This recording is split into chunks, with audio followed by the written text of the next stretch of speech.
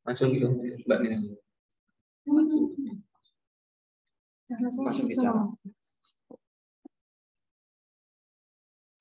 Assalamualaikum warahmatullahi wabarakatuh. Alhamdulillahirabbil alamin wassalatu wassalamu ala asrofil anbiya'i wal mursalin sayyidina Muhammadin wa ala alihi wa sahbihi ajmain. Amma ba'du.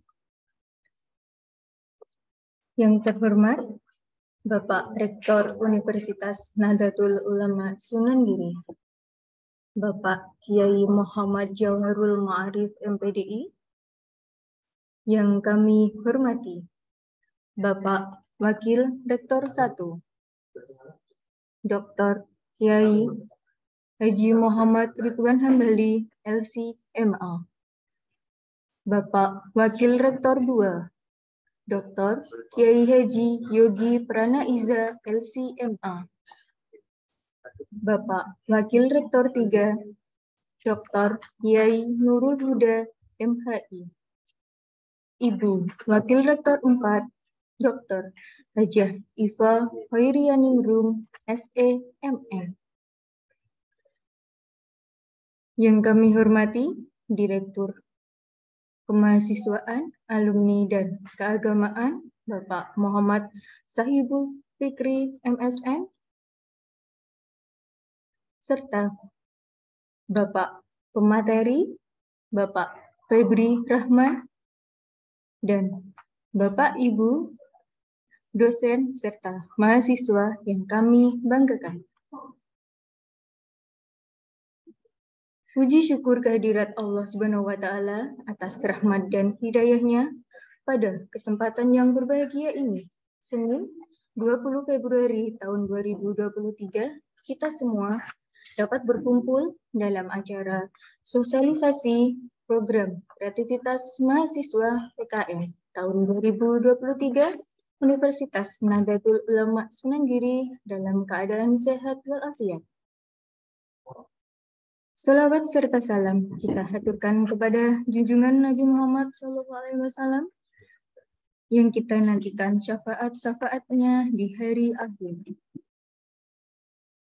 Bapak, Ibu, dan peserta yang berbahagia, perkenalkan saya Lina Andriani sebagai pembawa acara pada siang hari ini akan membacakan susunan acara. Berikut susunan acara. Yang pertama, pembukaan. Yang kedua, menyanyikan lagu Indonesia Raya, Subhanul Waton, dan Sholawat Al-Fatih. Yang ketiga, sambutan. Yang keempat, materi program kreativitas mahasiswa dari Belmawa. Yang kelima, diskusi dan tanya jawab. Dan yang terakhir, penutup. Acara yang pertama yaitu pembukaan. Hadirin yang berbahagia, marilah kita buka acara pada siang hari ini dengan bacaan suratul Fatihah. Semoga acara dapat berjalan dengan lancar. Al-Fatihah.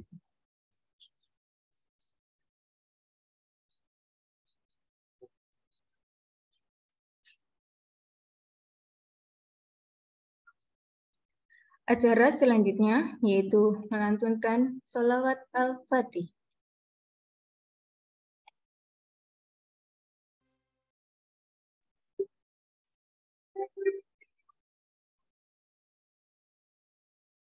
Acara selanjutnya yaitu menyanyikan lagu Indonesia Raya dan dilanjut Subhanul Waton.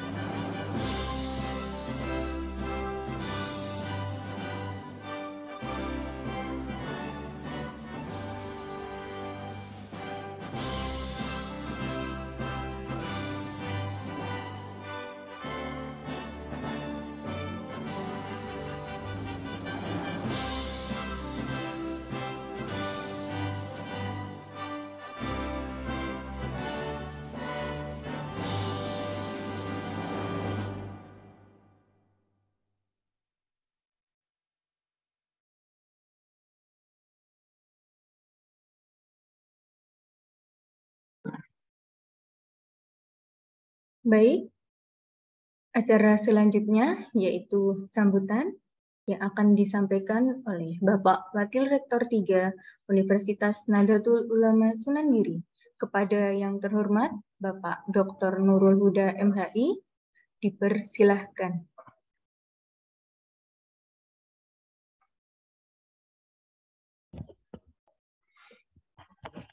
Tes. Assalamualaikum warahmatullahi wabarakatuh. Waalaikumsalam warahmatullahi wabarakatuh. Alhamdulillahi rabbil alamin wa bihi nasta'in wa ala umuri dunya waddin. Salatu wassalamu ala asyrafil anbiya wal mursalin sayyidina wa maulana Muhammadin wa ala alihi wa sahbihi ajma'in, amma ba'du. Kepada yang terhormat Bapak Rektor Unugiri, beliau Kiai Muhammad Jaurul Ma'arif MPDI, seluruh jajaran rektorat yang saya hormati,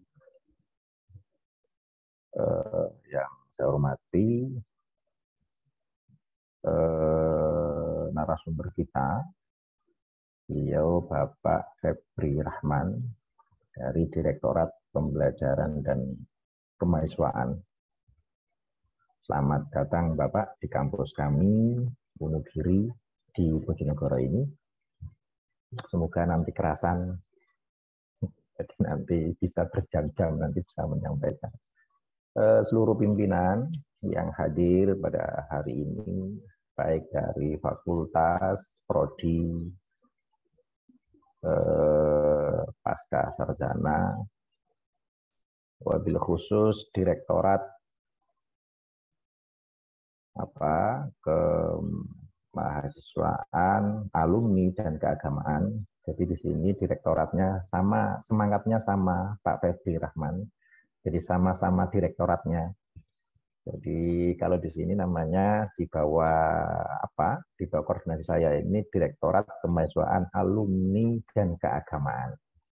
Jadi kalau Pak Febri ada pembelajarannya, di sini tidak jadi satu. Kalau pembelajaran atau akademiknya di Warek 1. Pertama-tama, alhamdulillah pada hari ini kita diberikan banyak kenikmatan sehingga kita dapat berkumpul, dapat dalam webinar ini dalam sosialisasi PKM dalam keadaan sehat walafiat. Yang kedua, sholawat serta salam tetap kita hadiahkan kepada junjungan kita, Nabi Agung, Nabi besar Muhammad SAW. Mudah-mudahan kita diberi syafaat di yaumil qiyamah. Amin Allahumma amin. Bapak-Ibu sekalian, dan oh iya, saya lupa di sini ada mahasiswanya ya Mbak Lina. Ada mahasiswa? Oh iya, mahasiswaku baik mau dari prodi apapun, selamat datang di sini ya. Jadi ini adalah momentum kalian semuanya untuk berprestasi, untuk berkarya, berdaya saing di sini. Jadi silakan nanti diikuti secara seksama dan jangan tinggalkan Zoom ini sampai selesai ya, sudah selesai. Bapak sekalian, mahasiswa yang saya banggakan, kita tahu saya hanya sebentar untuk menyambut Pak Febri Rahman. Nanti semuanya waktu saya berikan Pak Febri Rahman. Kita tahu bahwa PKM ini salah satu tujuannya sejak lama ya, itu mempersiapkan sumber daya mahasiswa yang berorientasikan ke masa depan. Kalau yang kita baca itu pedoman PKM sejak dulu itu memang tujuannya luar biasa. Jadi sumber daya mahasiswa yang berorientasi ke masa depan. Sehingga kemudian munculnya program ini ya, sehingga nanti menjadi mahasiswa yang unggul, kompetitif, kemudian produktif, berdaya saing di situ, berkarakter Pancasila. Kalau di sini saya tambahi juga berkarakter Ahlus Sunnah wal Jamaah Nahdliyah gitu Pak Febri. Jadi sama karakternya sama ya kan, jadi berdaya saing dan sebagainya menjadi karakter kami. Ini tujuan luar biasa Sehingga di kampus kami ini kami sudah mengikuti beberapa kali, ya, berkali-kali mengikuti ini Pak Febri, berkali-kali. Jadi keikutsertaan kami ini hampir kalau kemudian 3 kali ini kami dari proposal yang kita submit itu yang alhamdulillah yang diterima 1 Pak Febri. Itu tahun berapa itu ya? 3 tahun yang lalu atau 4 tahun yang lalu. Kemudian ikut lagi Pak Febri, dapat 1 lagi Pak Febri, alhamdulillah. Kemudian yang ketiga kalinya itu juga dapat 1 lagi Pak Febri. Mudah-mudahan bukan 1 Pak Febri. Mudah-mudahan ini bukan patokan bahwa Wonogiri hanya dikasih 1 Pak Febri. Pak Febri dan semua pimpinan bahwa kami sangat concern, ya sangat concern. Jadi ini kita mulai, kita tidak hanya sosialisasi dari kampus juga melakukan alokasi pendanaan yang tidak sedikit pula sebenarnya untuk mendukung program ini. Ada reward dan sebagainya, itu sudah berkali-kali. Jadi dari tahun-tahun yang lalu itu sudah ada reward. Kemudian apalagi sekarang ada MPKM. Harapan saya nanti bisa, karena memang nanti bisa dikonversi terkait dengan ini. Jadi sudah mulai MPKM Pak Febri 3 tahun yang lalu. Ya, dulu ketika itu belum ada MPKM, harapan saya bahwa adik-adik nanti dari Wonogiri yang kemudian lolos pendanaan PKM ini juga dapat dikonversi ya SKS-nya. Jadi lumayan. Jadi dapat dana juga dapat konversi itu. Jadi ini mudah-mudahan menjadi stimulus kepada anak-anakku semuanya. Tapi yang jelas bahwa kampus sangat concern sekali, kampus sangat peduli sekali terkait dengan PKM ini. Jadi ini semua sudah kami ikhtiari Pak Febri. Jadi ini di bawah Direktorat Kemahasiswaan Alumni dan Keagamaan sudah kita bentuk tim. Sudah berkali-kali kita mendatangkan reviewer. Jadi setiap kita mendatangkan reviewer yang nasional dari ITS, dari UM, dari yang semuanya sudah kita datangkan. Jadi harapan saya tahun ini ada kebaikan untuk Wonogiri. Jadi bisa ditambah, bisa tambah. Ditambah dan tidak tentunya tergantung kita Pak Febri. Tergantung bagaimana kualitas dari proposal yang kita. Tapi paling tidak bahwa kami sudah benchmarking ke banyak perguruan tinggi, bagaimana kemudian mempersiapkan supaya PKM ini tidak cuma submitted, tapi juga accepted, jadi juga diterima. Itu besar harapan kami. Nah, dengan menghadirkan Pak Febri ini tentu harapan kami karena Pak Febri tahu terkait dengan itu secara PIC-nya, karena di situ semuanya saya lihat Pak Febri Rahman yang itu. Jadi kayaknya yang tahu beliau kayaknya, ya, yang tahu beliau. Jadi mudah-mudahan nanti Pak Febri membawa kabar gembira untuk Wonogiri dan seluruh adik-adikku mahasiswa yang saya banggakan. Saya pikir ini saja Pak Febri dan seluruh pimpinan. Saya ucapkan banyak terima kasih atas kehadirannya. Dan ini harapan saya nanti ini diikuti oleh seluruh mahasiswa, Kaprodi, dan Dekan. Harapan saya nanti kita semangat bersama. Jadi semangat kita sinergi baik dari tingkatan prodi maupun tingkatan fakultas maupun dari universitas, kita saling bahu-membahu untuk mengegulkan PKM ini. Jadi saya ucapkan banyak terima kasih dan mohon maaf bila ada hal-hal yang tidak berkenan di dalam Zoom ini. Itu yang bisa saya sampaikan. Sekali lagi saya ucapkan banyak terima kasih khususnya kepada Pak Febri Rahman karena meluangkan waktu di kesibukannya luar biasa, kemudian bisa meluangkan waktu untuk kita. Ini harus kita manfaatkan, Bapak Ibu sekalian. Adik-adikku mahasiswa ya harus dimanfaatkan betul terkait dengan PKM ini. Demikian, wallahul muwaffiq ila aqwamit thoriq. Wassalamualaikum warahmatullahi wabarakatuh.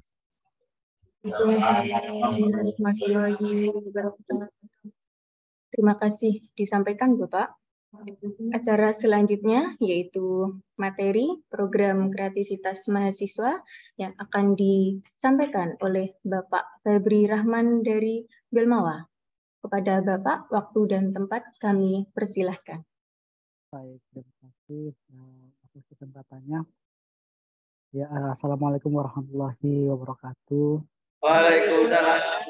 Waalaikumsalam warahmatullahi wabarakatuh. Terima kasih kepada Pak Rektor Universitas Nahdlatul Ulama Senanggiri, Bojonegoro, Pak WR3, Pak Nurul Huda, yang saya hormati. Kemudian Bapak Ibu dosen, pembimbing PKM Universitas Nahdlatul Ulama yang saya hormati, dan teman-teman mahasiswa yang sangat semangat sekali ya. Ada 200 lebih ini saya saksikan semangat untuk menyusun PKM. Pak Nurul Huda, salam kenal Bapak. Saya itu kalau sama Bojonegoro itu tetanggaan Pak. Saya itu asli Babat gitu Pak, Lamongan. Jadi kalau masalah dengan Bojonegoro itu kayaknya dekat sekali. Rasanya pengen berbahasa Jawa saja. Mudah-mudahan nanti sesuai keinginan Pak Nurul Huda dan jajaran tim dari Nahdlatul Ulama Senanggiri, bahwa memang benar kita tujuan mulia menjadikan mahasiswa yang unggul, kompetitif, kreatif ya. Karakter Pancasila dan karakter Ahlus Sunnah wal Jamaah itu ya, memang itu yang diharapkan kita bersama melalui program ini. Maka mahasiswa teman-teman ini harus semangat setelah lulus nanti bisa bersaing di dunia kerja dan di dunia masyarakat gitu ya. Nah, oke, nanti kita coba bagaimana perjalanan Universitas Sunan Giri di PKM ini. Kenapa kok selalu 3 tahun ini satu terus Pak? Sunnah mungkin Pak, sunnahnya satu kali 3 kali. Mudah-mudahan sunnah yang ketiga ini bisa dilengkapi nanti dengan menambahnya tahun 2023 ini. Monggo ini kalau saya biasanya saya dekati mahasiswanya dulu Pak, supaya mahasiswanya semangat untuk mengikuti, bahwa memang kalau kita di PKM ini awalnya mungkin mahasiswa bertanya-tanya gitu ya, kenapa sih saya kok harus ikut PKM? Kenapa kok perguruan tinggi dari Nahdlatul Ulama ini semangat sekali untuk kita sama-sama mengikuti program ini. Oke, kita mulai. Teman-teman, Bapak Ibu dosen yang hadir pada kesempatan kali ini, nanti apabila ada pertanyaan yang, wah, ketika materi saya sampaikan ada pertanyaan yang muncul gitu ya, silahkan langsung ditautkan di chat, boleh disimpan dulu, nanti kita tanya jawab dan diskusi. Oke, Bapak Ibu, teman-teman mahasiswa, di tahun ini memang kita mengusung tema yaitu kreatif, inovatif, solutif. Jadi teman-teman mahasiswa menjadi ujung tombak, menjadi mahasiswa yang kreatif, yang selalu inovatif dan memberikan solusi kepada masyarakat di lingkungan kita sekitar.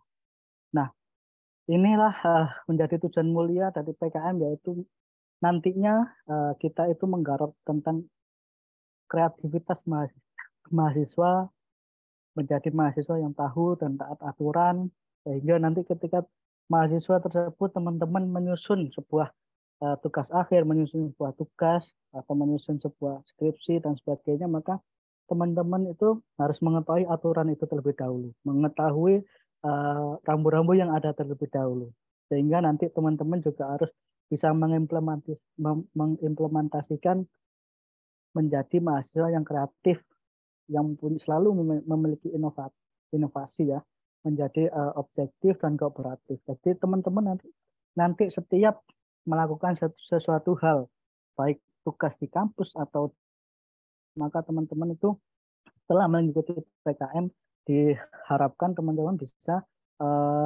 menjadi orang yang selalu kreatif, selalu ingin beda, selalu ingin menjadikan suatu pekerjaan itu adalah pekerjaan yang terbaik.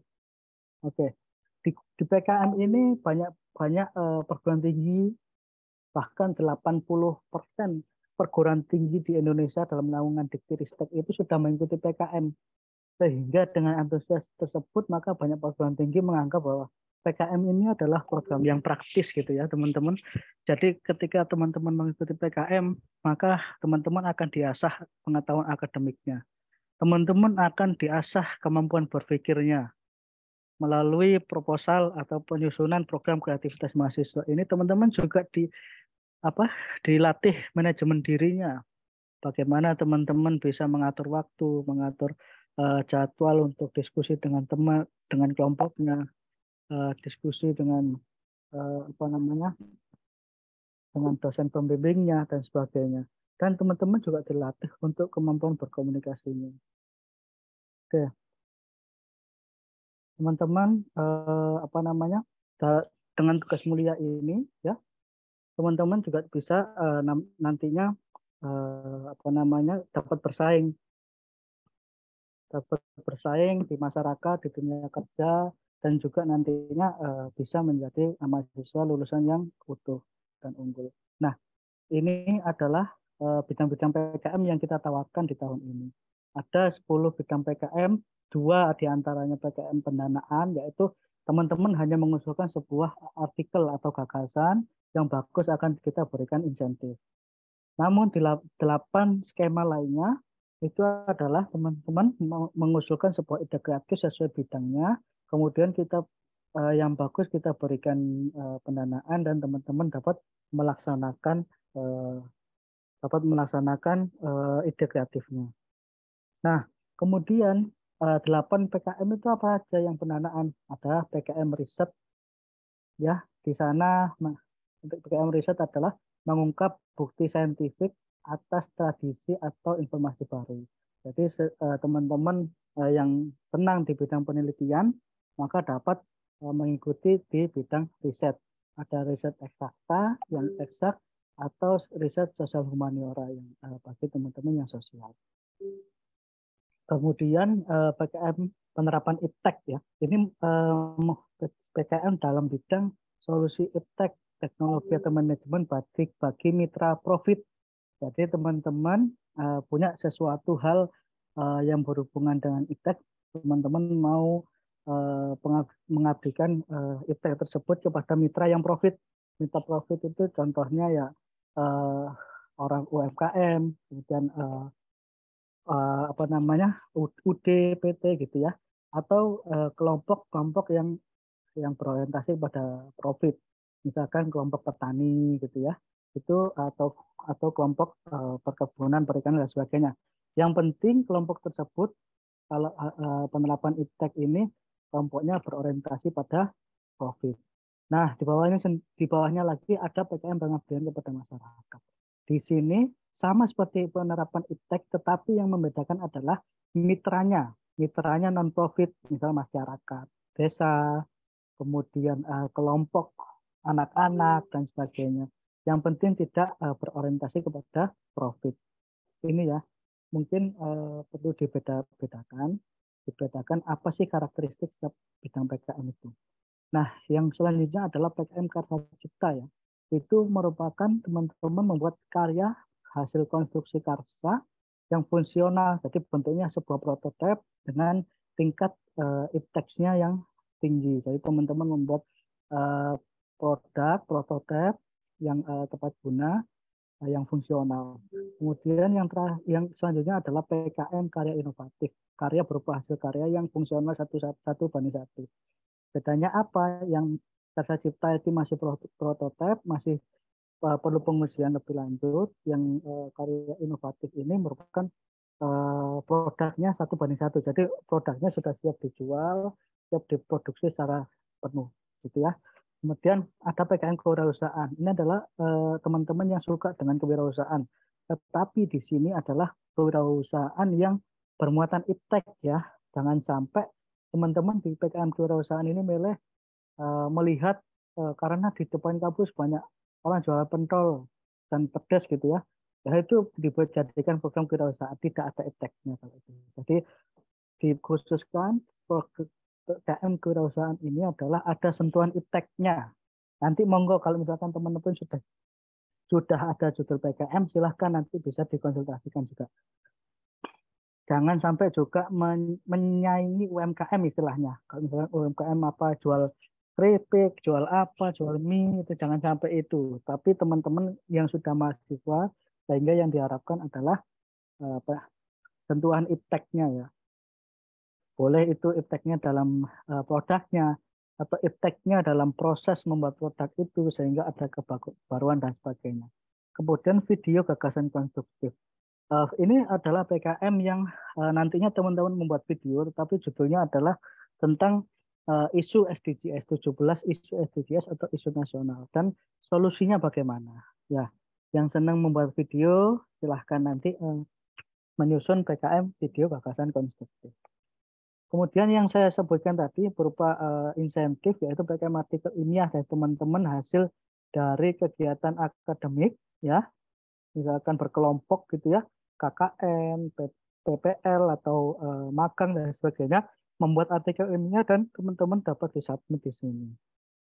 Kemudian PKM gagasan futuristik tertulis itu teman-teman membuat sebuah karya tulis ya, memuat sebuah ide konsep perubahan di masa depan. Jadi ini adalah rentangnya sekitar ya tidak bisa dilaksanakan dalam waktu dekat lah istilahnya, terhadap dengan isu-isu yang ada sekarang ini. Oke, ini skemanya yang sudah saya sampaikan tadi, bahwa PKM itu mendukung indikator perguruan tinggi juga pada IQ 1, 2, 3, dan 5, dan juga mendukung adanya surat keterangan pendamping ijazah. Ini teman-teman ya, nantinya yang sering mendengar tentang PIMNAS dan sebagainya, bahwa bidang PKM, TI, penerapan iptek, perusahaan, pengabdian kepada masyarakat, riset eksakta, riset sosial humaniora, karya cipta, karya inovatif, video gagasan konstruktif, gagasan futuristik tertulis ya, itu nanti yang bagus-bagus akan diundang ke PIMNAS, Pekan Ilmiah Mahasiswa Nasional. Untuk khusus PKM AI maka akan diterbitkan secara jurnal di web Simbel Mawa. Nah, teman-teman ya, kenapa program kreativitas ini memang diminati oleh perguruan tinggi? Karena merupakan dasar dari teman-teman juga untuk mengikuti program selanjutnya. Contohnya ini ada program pembinaan mahasiswa wirausaha. Ini adalah program yang dikhususkan untuk teman-teman yang suka berwirausaha. Dalam PKM, program kreativitas mahasiswa sendiri pada bidang kewirausahaan sendiri, pada bidang karya cipta atau bidang karya inovatif, maka produk PKM produknya itu tadi bisa dijadikan PKMK dan diajukan ke PKMB untuk scale up produknya. Lumayan ini untuk pendanaan scale up-nya bisa mencapai 25 juta. Dan sekarang juga sedang berlangsung untuk pelaksanaan program ini. Kemudian program yang selanjutnya dari keberlanjutan PKM, mungkin ada skema PKM pengabdian kepada masyarakat, PKM penerapan iptek ini, maka teman-teman yang sudah mendapatkan pendanaan di tahun berikutnya dapat bergabung dengan Ormawa di kampusnya, kemudian melakukan pemberdayaan di kampung, di desa gitu ya. Nah, ini lumayan juga untuk pendanaan program ini bisa mencapai 40 juta rupiah. Nah, ini juga sangat menarik sehingga teman-teman di PKM ini selain idenya yang kreatif dan divalidasi, maka bisa berlanjut ke program selanjutnya untuk mendapatkan scale up baik pengalaman atau dalam bidang program yang lain. Nah, teman-teman, Bapak Ibu, sejak tanggal 2 Februari kita sudah meluncurkan pedoman PKM, dapat diunduh di simbelmawa.kemdikbud.go.id, menunya menu pengumuman. Atau dapat melalui link di bawah ini. Silahkan jika belum mendapatkan pedomannya, silahkan ini di screenshot sambil membuka draft-nya ya. Nah, rencana agenda PKM ini di Februari nanti ada pembukaan mulai dari tanggal 2 kemarin sudah dibuka, sosialisasi PKM sudah dilakukan, workshop 3 wilayah sudah dilakukan, tinggal nanti penutupannya di tanggal 4 Maret untuk unggah proposal mahasiswa. Kemudian bulan Maret kita lakukan review proposal, Aprilnya kita sampai Agustus merupakan pelaksanaan PKM itu sendiri. Selain laporan kita mengadakan laporan kemajuan, juga kita melakukan penyaluran dana atau laporan akhir juga. Nah, klasterisasi PKM 2023 ini memang kita batasi. Nanti mohon dicek di akun operator ya, untuk Universitas Sunan Giri masuk di klaster berapa. Jika masuk di klaster 5, maka tahun ini maksimal mengajukan proposal ya untuk 8 bidang pendanaan itu 75 proposal. Kemudian PKMAI 5, gagasan futuristik tertulis juga 5. Dengan mahasiswa tersebut syaratnya adalah 3-5 mahasiswa satu kelompok ya, satu judul, mahasiswa aktif di lingkungan Diktiristek ya. Pendanaan atau insentif dari Kemendik, nanti pendanaan dan insentifnya itu dari Kemendikbudristek. Nah, ini yang terakhir adalah kontribusi pendanaan perguruan tinggi itu bersifat wajib maksimal 2 juta rupiah dan itu boleh in kind atau in cash, artinya boleh minimal bersifat wajib, boleh minimal sifatnya boleh in cash dengan bentuk uang atau in kind dalam bentuk fasilitas. Nah, ini coba saya ingatkan lagi bahwa di PKM tahun ini ada 3 deadline ya, kita bagi menjadi 3 deadline. Yang pertama adalah deadline untuk operator perguruan tinggi mengunggah berita acara, review internal, kemudian batas juga untuk mengunggah dokumen komitmen dana tambahan di tanggal 22 Maret 2359 WIB. Nah, nanti bagi operator Universitas Sunan Giri mungkin di sini juga ada, mohon diingat batas review internal dan dokumen komitmen itu maksimal 2 Maret. Jika tidak unggah bagaimana atau jika lewat bagaimana, maka proposal yang akan diajukan ke nasional sia-sia dan tidak akan dinilai secara nasional. Kemudian pada tanggal 4 Maret itu merupakan batas akhir teman-teman mahasiswa mengunggah proposal PKM 2023 yang telah direview internal oleh perguruan tinggi. Jadi diingat-ingat teman-teman Sabtu 4 Maret 2359 merupakan batas akhir untuk unggah proposal PKM. Yang terakhir merupakan di tanggal 6 ada batas validasi proposal PKM, yaitu oleh pimpinan perguruan tinggi dan oleh dosen pendamping. Oke, deadline-nya diingat-ingat 2 Maret untuk operator, 4 Maret untuk mahasiswa, 6 Maret untuk dosen pendamping dan pimpinan perguruan tinggi. Jika tidak divalidasi bagaimana? Jika tidak divalidasi maka proposal juga tidak akan dinilai secara nasional. Otomatis akan gugur terlebih dahulu. Nah, ini adalah saya bagikan tipsnya bahwa nanti pengelolaan PKM di Universitas Sunan Giri jangan sampai memberikan deadline sama seperti yang saya sampaikan ini. Contohnya bisa H-1 atau H-2 untuk bisa mengunggah sesuai saya tentukan ini. Misalkan unggah proposal di tanggal 4 Maret, maka mahasiswa diberikan waktu maksimal tanggal 2 Maret untuk unggah di Simbel Mawa. Kenapa demikian? Karena Simbel Mawa itu merupakan sistem pelayanan yang satu saat itu bisa langsung crowded gitu ya. Tahun lalu tercatat sekali layanan itu 10.000 user, sehingga benar-benar crowded, penuh, layanan penuh, dan akhirnya susah untuk mengakses. Untuk menghindari itu kami informasikan bahwa jangan sampai mengunggah mendekati deadline proposal. Sayang banget kan, misalkan teman-teman sudah menyusun proposal itu susah-susah gitu kan, waktunya malam mingguan buat nyusun proposal, waktunya main buat nyusun proposal, ternyata pada pengunggahan tidak bisa diunggah, itu sayang sekali. Oke, di tahun ini teman-teman mohon diperhatikan bahwa luaran PKM nanti ini pasti akan akan dimasukkan kepada proposal. Apa saja sih luaran PKM di tahun ini? Teman-teman pasti masukkan itu. Yang pertama yang harus ditulis teman-teman adalah laporan kemajuan yang warna merah. Yang kedua, laporan akhir.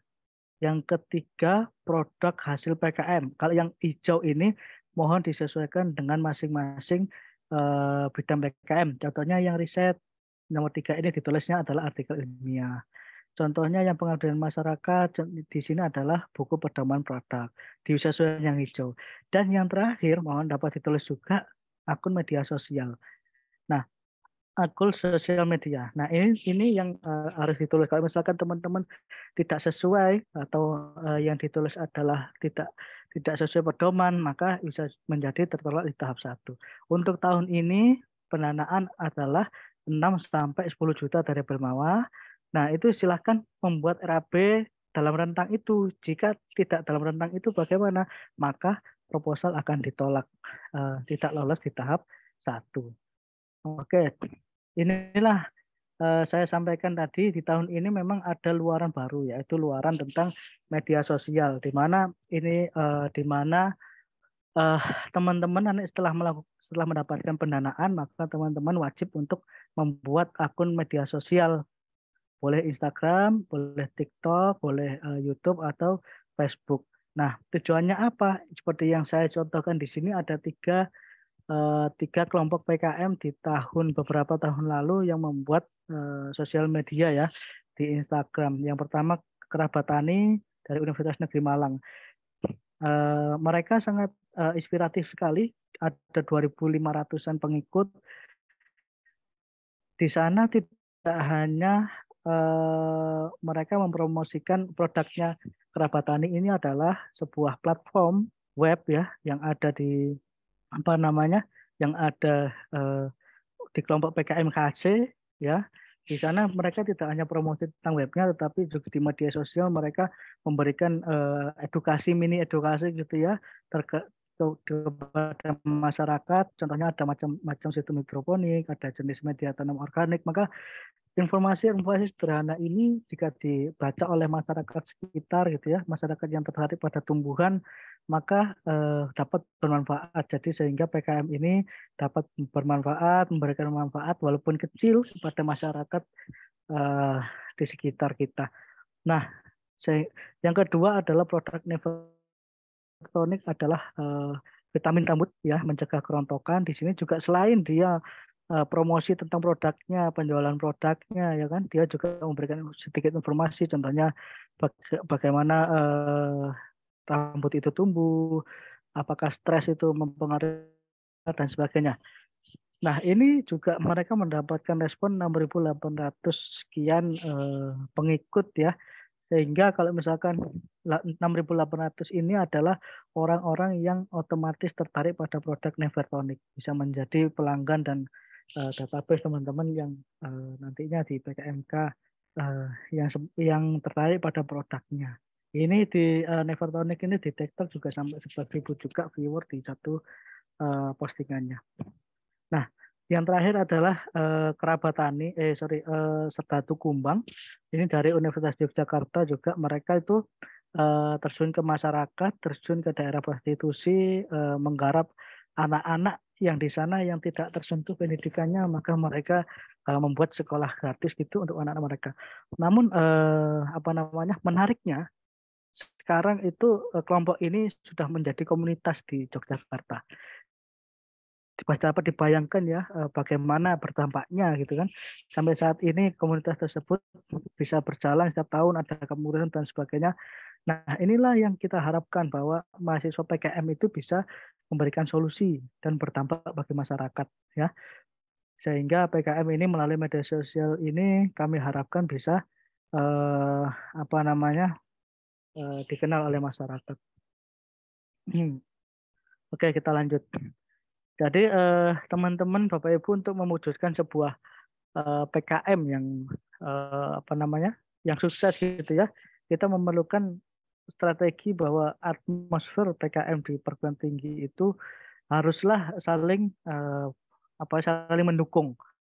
Contohnya sekarang dari pimpinan perguruan tinggi Universitas Nahdlatul Ulama Sunan Giri mengadakan sosialisasi, mengadakan sebuah workshop gitu tentang PKM, memberikan insentif, memberikan konversi SKS, itu merupakan dukungan bagi program PKM ini.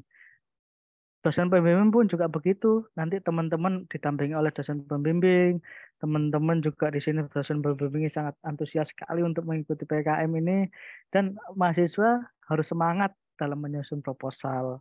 Itu ya, atmosfernya harus dijaga sehingga nanti apabila dosennya semangat, pimpinannya semangat, mahasiswanya nggak semangat, ya sama aja, nggak bisa terjadi atmosfer yang bagus di PKM di perguruan tingginya. Nah, bagaimana sih peran dosen dalam pembimbingan PKM ini? Pada umumnya mahasiswa itu menginginkan dosen-dosen yang humanis, dosen-dosen yang inspiratif, yang menjadi motivator bagi mereka, yang memiliki semangat spiritual bagi mereka, dan itu menjadi dosen yang nantinya bisa mempermudah teman-teman mahasiswa untuk menyusun proposal. Pengalaman dahulu ada dari Universitas Negeri Sampit, Universitas Muhammadiyah Sampit itu sampai dosennya itu kalau mahasiswanya tidak mengumpulkan progres, dosennya sampai ke rumah, ketok pintu mahasiswanya itu. Dengan kegigihan dosennya itu akhirnya dari Universitas Muhammadiyah Sampit itu waktu itu mengusulkan proposal cuma satu, didanai satu, dan masuk timnas satu, akhirnya dapat medali di timnas itu satu. Ini cerita yang sampai sekarang kita tidak lupa bahwa ada perguruan tinggi kecil yang dosennya semangat, mahasiswanya juga semangat, sehingga mendapatkan hasil yang maksimal gitu ya. Nah, ini adalah salah satu ya, Bapak Ibu pengelola PKM di perguruan tinggi, salah satu cara atau salah satu metode yang dapat dilakukan pengembangan PKM itu dapat melalui pendekatan dosen pembimbing atau dosen pendamping. Maka PKM itu dapat dikaitkan dengan kinerja dosen, misalkan dosen yang bisa meloloskan PKM mendapatkan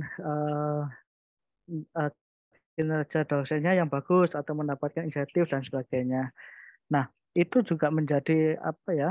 Kalau misalkan ada perguruan tinggi, beberapa perguruan tinggi itu malah ekstrim, ada yang dosennya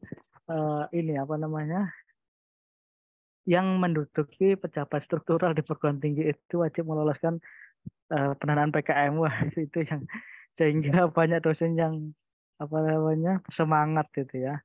Nah, kemudian atau bisa setiap dosen itu diberikan kewajiban untuk mengenalkan PKM kepada mahasiswa melalui mata kuliah atau apa.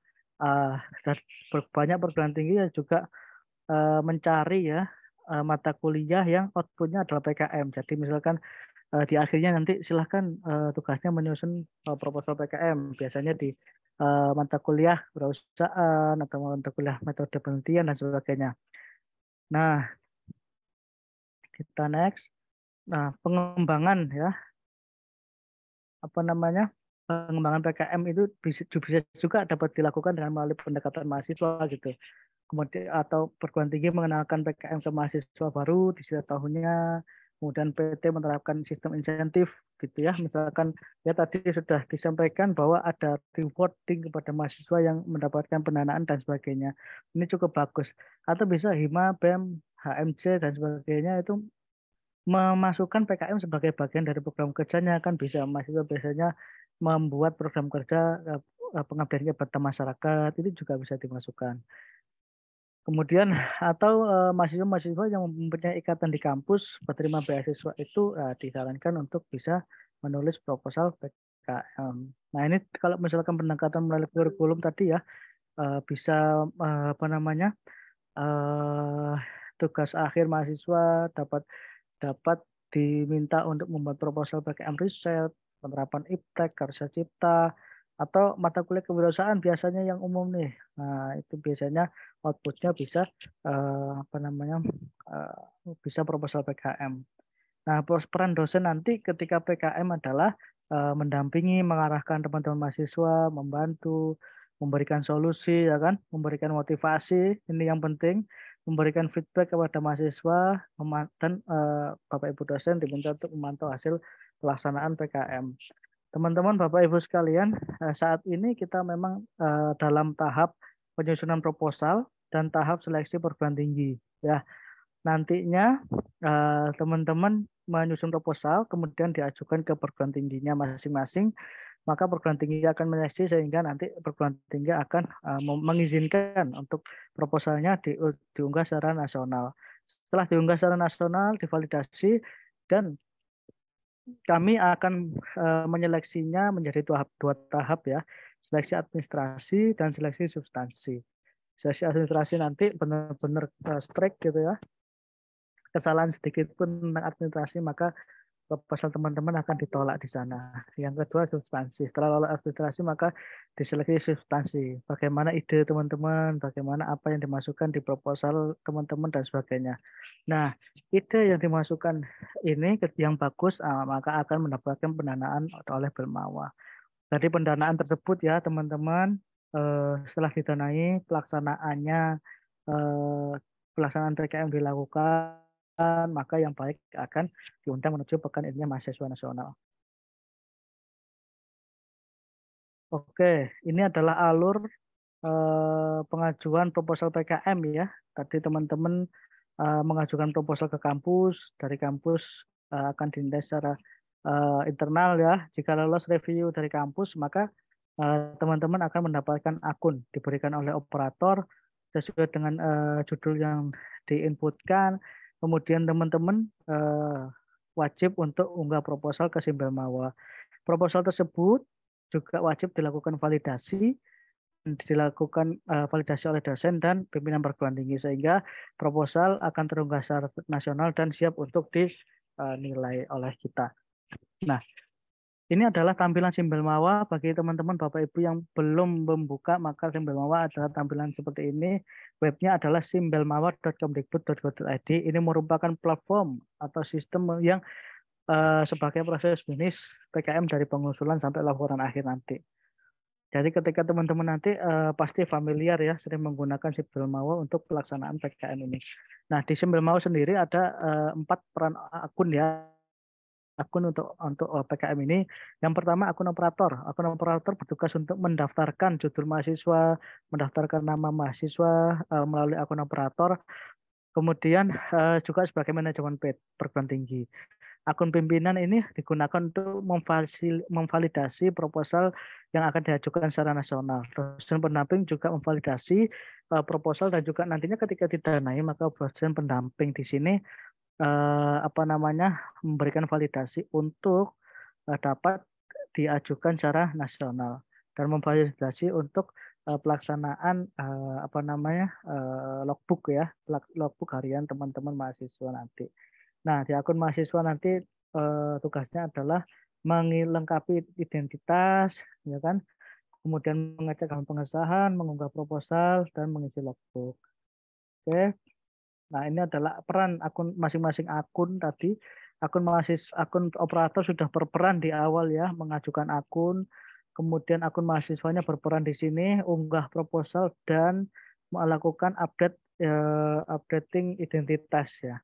Kemudian tugasnya akun dosen pendamping dan akun perguruan tinggi yaitu memvalidasi saja. Nah, teman-teman ini juga menjadi syarat wajib ya bagi teman-teman mahasiswa dan bagi Bapak Ibu dosen bahwa data teman-teman mahasiswa sebagai peserta PKM ini harus tercatat di PDDikti pada Universitas Nahdlatul Ulama Sunan Giri, baik untuk mahasiswa dan juga dosen. NIDN, NIDK-nya wajib tercatat di PDDikti dan merupakan domisili dari Universitas Sunan Giri. Ya, mohon dipastikan apabila ada nama mahasiswa yang ingin ikut PKM belum tercantum, maka segeralah diurus itu supaya masuk ke PDDikti. Ataupun NIDN, NIDK yang biasanya dosen pindahan itu biasanya masih domisili lama dan ini harus memakai domisili yang di Simbelmawa di PDDikti. Oke. Oke, ini Simbelmawa bagi Universitas Sunan Giri kan mungkin sudah punya akun ya. Kalau sudah punya akun pimpinan dan akun operator bisa langsung digunakan saja. Oke, ini adalah gambaran. Nanti teman-teman masuk ke Simbelmawa itu tampilannya. Nah, ini adalah Ini sebuah perjalanan PKM ya. Kenapa yang saya sampaikan tadi merupakan kegiatan yang paling bergengsi atau 80% perguruan tinggi di Indonesia naungan di Ristek itu sudah mengikuti PKM, bahwa ini PKM dari tahun 2021 yang judul yang diajukan kami 67.000 judul dengan mahasiswa yang terlibat 200.083. ya 283.000 mahasiswa. Perguruan tingginya 1.100 ya. Jumlah kalau tahun 2022 yang diusulkan 37.000 karena ini ada pembatasan separuh dari tahun 2021. Tapi mahasiswa yang terlibat masih sekitar hampir 200.000 ya. Perguruan tingginya naik dan judul didananya hanya 1.000. Nah, ini menjadi tayangan data gitu ya, bahwa PKM itu banyak diminati oleh mahasiswa, diminati oleh perguruan tinggi ya. Kemudian namun dengan begitu banyaknya proposal yang ada, maka yang didanai hanya sedikit. Ini menjadi apa ya?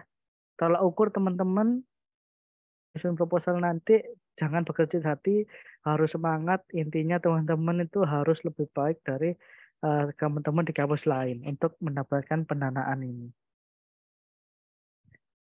Oke, proposal yang lolos itu yang seperti apa sih? Nah, proposal yang lengkap dan tertib administrasi itu tentunya ya, sesuai dengan kriteria kegiatan PKM ya kan. Jadi bidangnya itu sesuai ya kan. Kalau misalkan harusnya teman-teman saya pengen mengabdi ke masyarakat nih. Ya, tapi masyarakatnya masyarakat kelompok petani. Berarti kan itu bukan PM gitu kan. Berarti itu adalah penerapan iptek. Tapi kalau teman-teman ke masyarakat, masyarakatnya ya kelompok masyarakat di desa gitu ya kan, non profit ya kan, itu boleh masuknya PKMPM. Nah, seperti itu mohon teman-teman nanti dapat apa ya, menentukan ya saya akan di skema apa. Nah, sesuai dengan sistematika penulisan PKM. Jadi teman-teman setelah buka pedoman itu kan ada sistematika penulisan proposal PKM. Diikuti saja di sana, babnya apa, subbabnya apa, ditulis saja di sana. Isi konten pada setiap bab harus sesuai ya, seperti yang saya sampaikan bahwa kontennya sesuai, babnya sesuai, ya kan, sistematikanya sesuai. Kemudian teman-teman kreatif dan inovatif itu wajib harus lebih baik dari peserta yang lain. Nah, ini adalah PR-nya. Ketika teman-teman dari awal membuat judul saja sudah harus lebih baik dari peserta lain gitu ya, maka yang selanjutnya teman-teman juga proposalnya juga harus diperbaiki. Nah, ini yang saya ceritakan bagaimana Universitas Nahdlatul Ulama Sunan Giri tahun lalu di tahun 2022 mengusulkan 48 proposal ya, dengan satu proposal didanai. Dari mengusulkan 48, di proposal didanai cuma satu. Kesalahannya apa sih ya? Saya sampaikan kesalahan-kesalahan yang ada di sana. Mudah-mudahan ya pada sunah ketiga tahun kemarin kita dapat menambah ya di tahun ini. 48 proposal itu bukan menjadi patokan. Jika 48 maka ya dana satu, tetapi bisa jadi ya kan 48 didana semua juga bisa. Nah, ini salah-salahnya adalah ada beberapa proposal yang salah bidang PKM ya, seperti tadi karakteristiknya beda, harusnya mitranya profit tapi kok milihnya pengabdian pada masyarakat, kan udah salah. Ya, kelengkapan dokumen tidak sesuai pedoman. Jadi kelengkapan contohnya sistematikanya kurang atau pedoman untuk identitasnya nggak ada dan sebagainya. Kesalahan administrasi, ada cover, ada tanggal, bulan, tahun, tanda tangan penyusul dan sebagainya. Itu jangan ya. Kemudian format pendukung, misalkan di sana ada kesalahan font. Fontnya harusnya 12 tapi kok ditulisnya 14, salah. Ada kesalahan margin misalkan. Marginnya kan yang kiri itu 4, atas bawah kanan adalah 3. Kalau tidak sesuai itu maka bisa jadi ditolak, ya kan? Letak halaman salah, penomoran halaman salah, itu juga salah satu menjadi alasan adanya ditolak karena hal itu. Nah, luaran wajib tidak sesuai yang dikatakan dalam proposal, gitu kan? Nah, teman-teman kalau luaran wajib itu tinggal cek aja di proposal apa saja luarannya, tinggal dikopas. Ya, sesuai yang saya sampaikan tadi. Karena penambahan perguruan tinggi tidak dinyatakan dalam proposal. Nah, ini teman-teman nanti dari pengelola UKM di perguruan tinggi mohon dicek kembali apakah ada kesalahan-kesalahan seperti ini. Kalau ada kesalahan seperti ini, otomatis proposal akan tolak di tahap 1. Nah, dari apa namanya seleksi tahap 1 tadi, ketika dilanjutkan dengan seleksi tahap 2, maka ada 11 proposal yang tidak lolos tahap 2. Tahap 1 lolos, tahap 2-nya tidak lolos. Yang pertama ada kesalahan pada nilai kreativitasnya rendah, ya kan? Rujukannya kurang jelas, penulisannya tidak sesuai sistematika, padahal di pedoman sudah disesuaikan sistematika seperti ini dan sebagainya. Jadwal kegiatannya tidak sesuai pedoman, misalkan sekarang kan 4-5 bulan, maka yang di sana tulis hanya 3 bulan saja, itu nggak sesuai pedoman. Justifikasi anggarannya kurang jelas, kurang terperinci dan sebagainya. Nah, tadi saya sampaikan beberapa tips di tahap seleksi tahap 1 ya. Sekarang kita tiba saatnya bagaimana sih menyusun proposal di tahap 1 itu. Oke. Yang pertama, judul PKM tidak boleh menggunakan akronim atau singkatan yang tidak baku. Ini teman-teman boleh catat, boleh screenshot ya. Nanti ketika teman-teman apa namanya,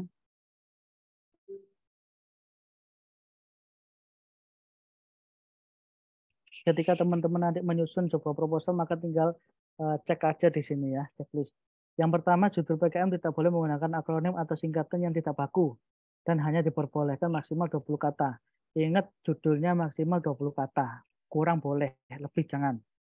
Tidak boleh menggunakan akronim atau singkatan yang tidak baku. Contohnya ya, saya punya judul PKMK Setan sebagai penambah daya tahan tubuh di kala pandemi COVID-19.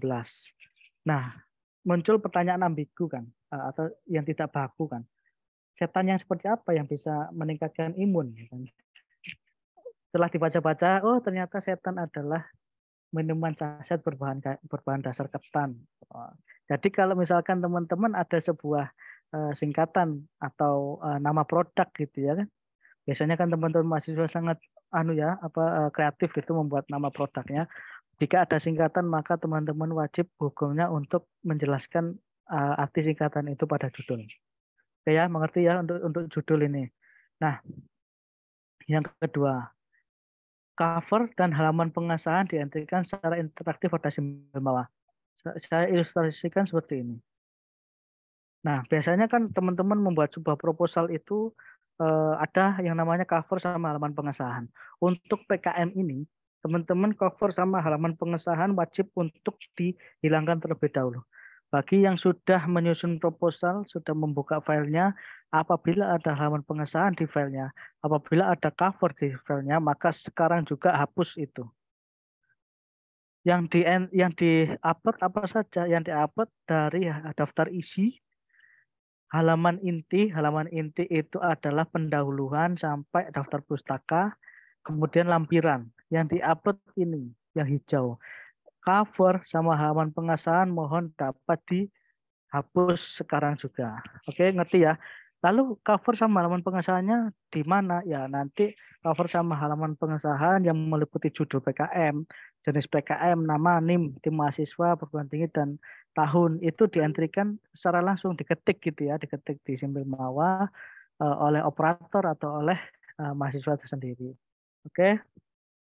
Nah, ini saya informasikan. Ini yang diupload. Yang diupload tadi mulai dari daftar isi sampai daftar pustaka, ya kan?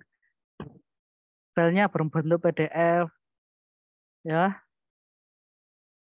Untuk daftar isi diberi nomor mulai dari I1, I2, I3 yang diletakkan pada kanan bawah. Halaman inti, pendahuluan sampai daftar pustaka itu maksimal 10 halaman, teman-teman. Ini boleh di screenshot. Maksimal 10 halaman diberi nomor mulai dari 1, 2, 3, ya kan? Yang diletakkan pada sudut kanan atas. Saya ulangi, daftar isi, nomornya I1, I2 di sudut kanan bawah. Kalau halaman inti dari pendahuluan sampai daftar pustaka diberi nomor 1, 2, 3, letaknya adalah kanan atas. Oke. Oke, teman-teman. Untuk penulisannya, marginnya sebelah kiri adalah 4, kanan atas bawah adalah 3. Hurufnya Times New Roman ukuran 12 ya kan. Untuk spasinya adalah 1. Dan teman-teman apa namanya, dengan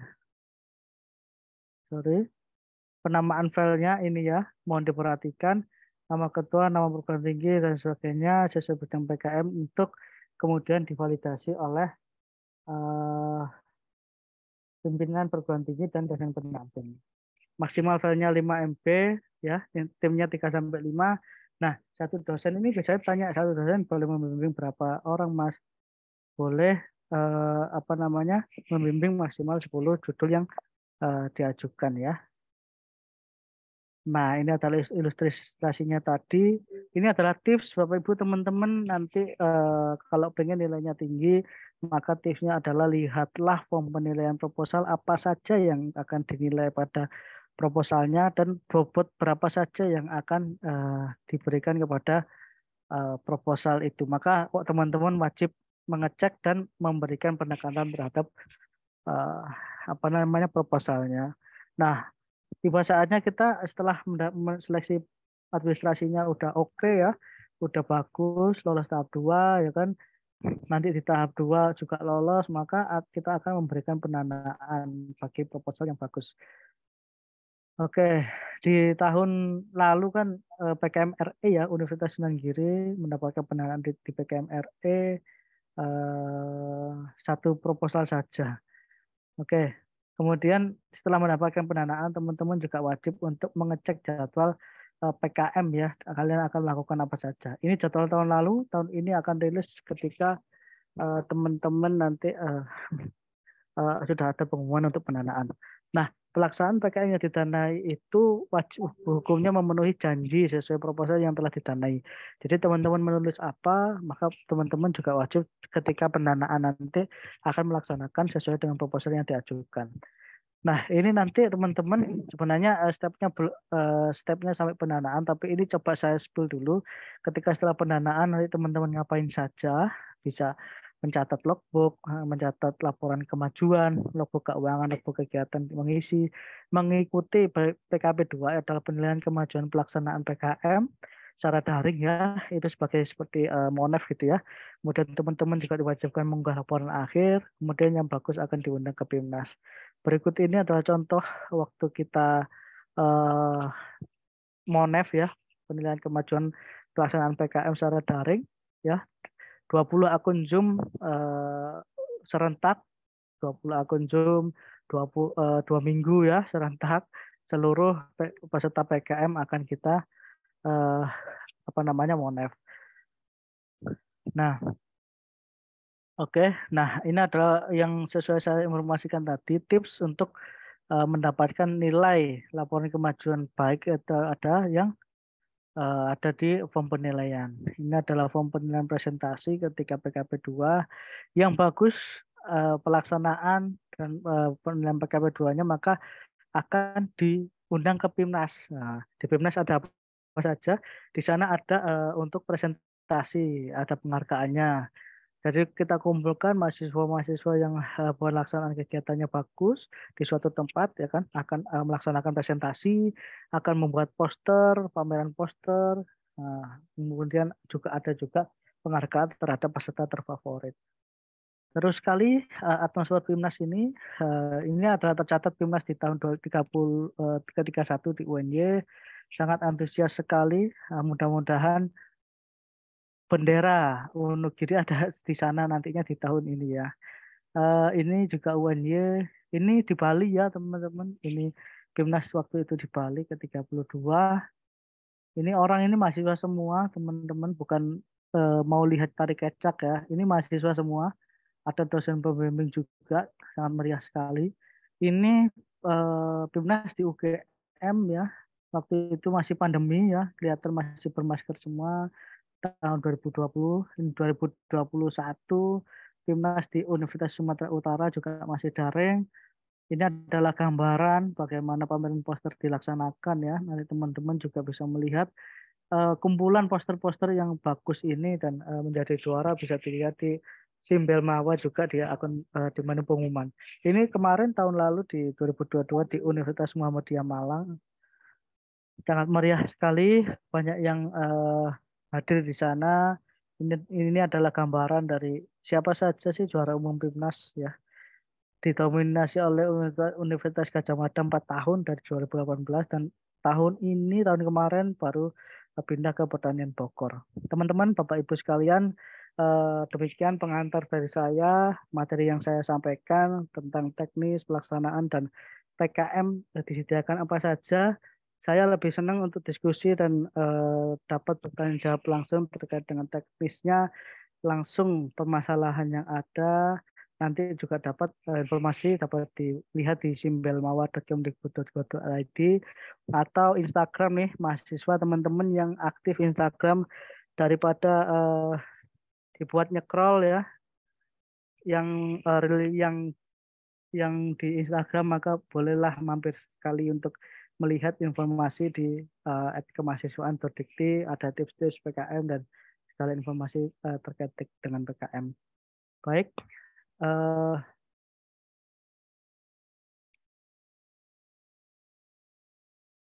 Baik, terima kasih. Itulah materi dari saya. Untuk diskusi selanjutnya kami serahkan kepada MC. Wassalamualaikum warahmatullahi wabarakatuh. Baik, terima kasih disampaikan Bapak. Sungguh sangat luar biasa dan bermanfaat sekali materi yang disampaikan oleh Bapak Febri Rahman dari Belmawa. Selanjutnya adalah diskusi dan tanya jawab. Kepada Bapak Ibu pimpinan, Bapak Ibu dosen, serta mahasiswa sekalian, jika ada pertanyaan dapat disampaikan di lewat kolom chat ataupun dapat meraise hand. Monggo, mungkin ada yang ditanyakan. Nanti setiap pertanyaan bisa langsung dijawab oleh Bapak Febri, nggih? Nggih. Oke, monggo, mungkin ada yang ditanyakan.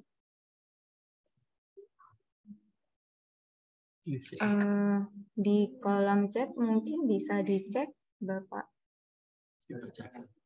Yang pertama, apakah niki dari Bapak Tajuddin? Yang pertama, apakah ada kuota proposal yang diterima?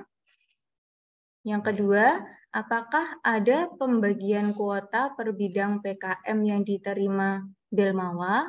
Dan yang terakhir, bagaimana proposal PKM yang bisa lolos di PIMNAS? Niku Bapak, monggo. Oke, langsung saya jawab ya.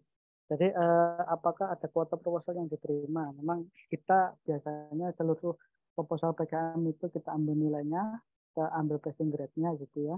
Terus nanti tinggal di kelas per kuota per klasternya itu dapatnya berapa gitu. Jadi kita tidak menentukan misalkan PKMK nih setelah kuotanya sekian, PKM FE sekian enggak. Tapi kita kumpulkan semua skema PKM, kita potong passing grade-nya ya. Passing grade itu diketahui setelah mendapatkan nilai itu. Setelah potong passing grade dapat berapa nih?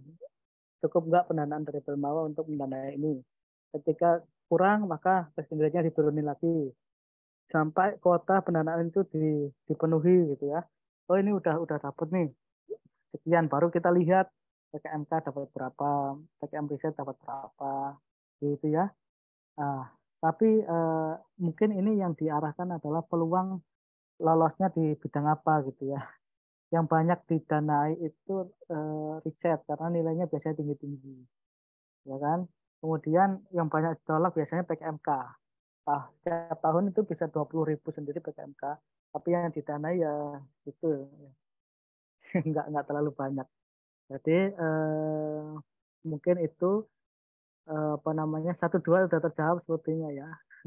Terus bagaimana proposal PKM yang bisa lolos PIMNAS? Jadi lolos PIMNAS itu merupakan nilai dari akumulasi dari nilai awal dari proposal itu dinilai, kemudian laporan kemajuannya dinilai, laporan akhirnya juga dinilai ya kan. kemudian luarannya dinilai, dari situ semua akan diakumulasi, ada formulanya di pedoman umum, bisa dicek. Nah, formulasi itu nanti baru bisa menghasilkan siapa-siapa yang akan lolos di BIMNAS. Di BIMNAS nanti ada kuota kelasnya ya, misalkan PKM RE berapa kelas, maka diambil yang besar ya dari kuota kelasnya masing-masing. Itu sih untuk apa namanya PKM bisa lolos BIMNAS. Tentunya yang lolos BIMNAS adalah dari proposalnya udah bagus, dari pelaksanaannya kegiatan sudah bagus ya kan, sehingga nilai-nilai yang didapatkan juga bagus. Itu.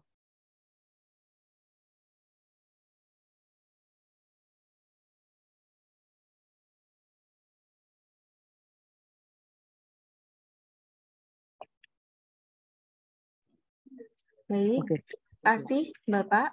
Mungkin ada yang ditanyakan lagi dari teman-teman yang lain atau Bapak Ibu dosen? Oh, kok malah Melayu. Kalau ini dengan giri ini prosesnya sedang apa ini? Sedang baru pengenalan atau mereka sudah menyusun proposal atau gimana?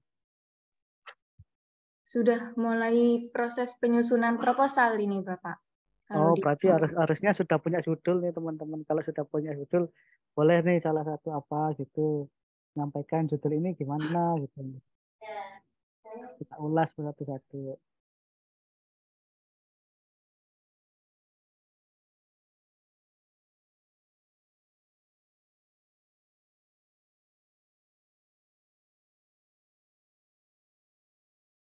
Oke, ke bawah chatnya nggak ada.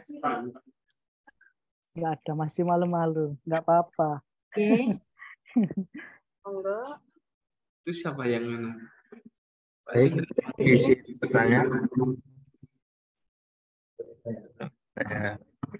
Assalamualaikum Pak Febri. Yes. Selamat sore. Selamat sore Pak Iqbal. Pak Febri, izin bertanya terkait PKM ya. Kemarin alhamdulillah di 2019 yang saya bimbing kemarin alhamdulillah kok lulus terakhirnya. Terus akhirnya saya mengikuti TOT terkait reviewer. Dan ternyata dari teman-teman reviewer atau dari teman-teman yang ikut TOT terkait judul, kemarin ada yang judulnya sederhana, tetapi kok di situ kok masuk? Apakah itu ada apa namanya campur tangan dari reviewernya atau bagaimana? Contohnya kemarin terkait apa namanya jembatan, yang dimana jembatan itu seringkali gelap. Ternyata sama mahasiswa itu dikasih penerangan lampu yang menggunakan tenaga surya. Hanya seperti itu saja kok ternyata kok lolos gitu PKM-nya. Kan hanya memindahkan saja seperti itu, Bapak. Ya, mohon arahan kira-kira seperti apa ya judul-judul yang bisa menarik dari reviewer sehingga reviewer itu memberikan ACC sehingga kita masuk di pendanaan gitu, Bapak. Terima kasih, Pak Febri. Oke, Pak Iqbal, makasih. Pernah meloloskan pendanaan nih, kayaknya TOT kemarin ikut.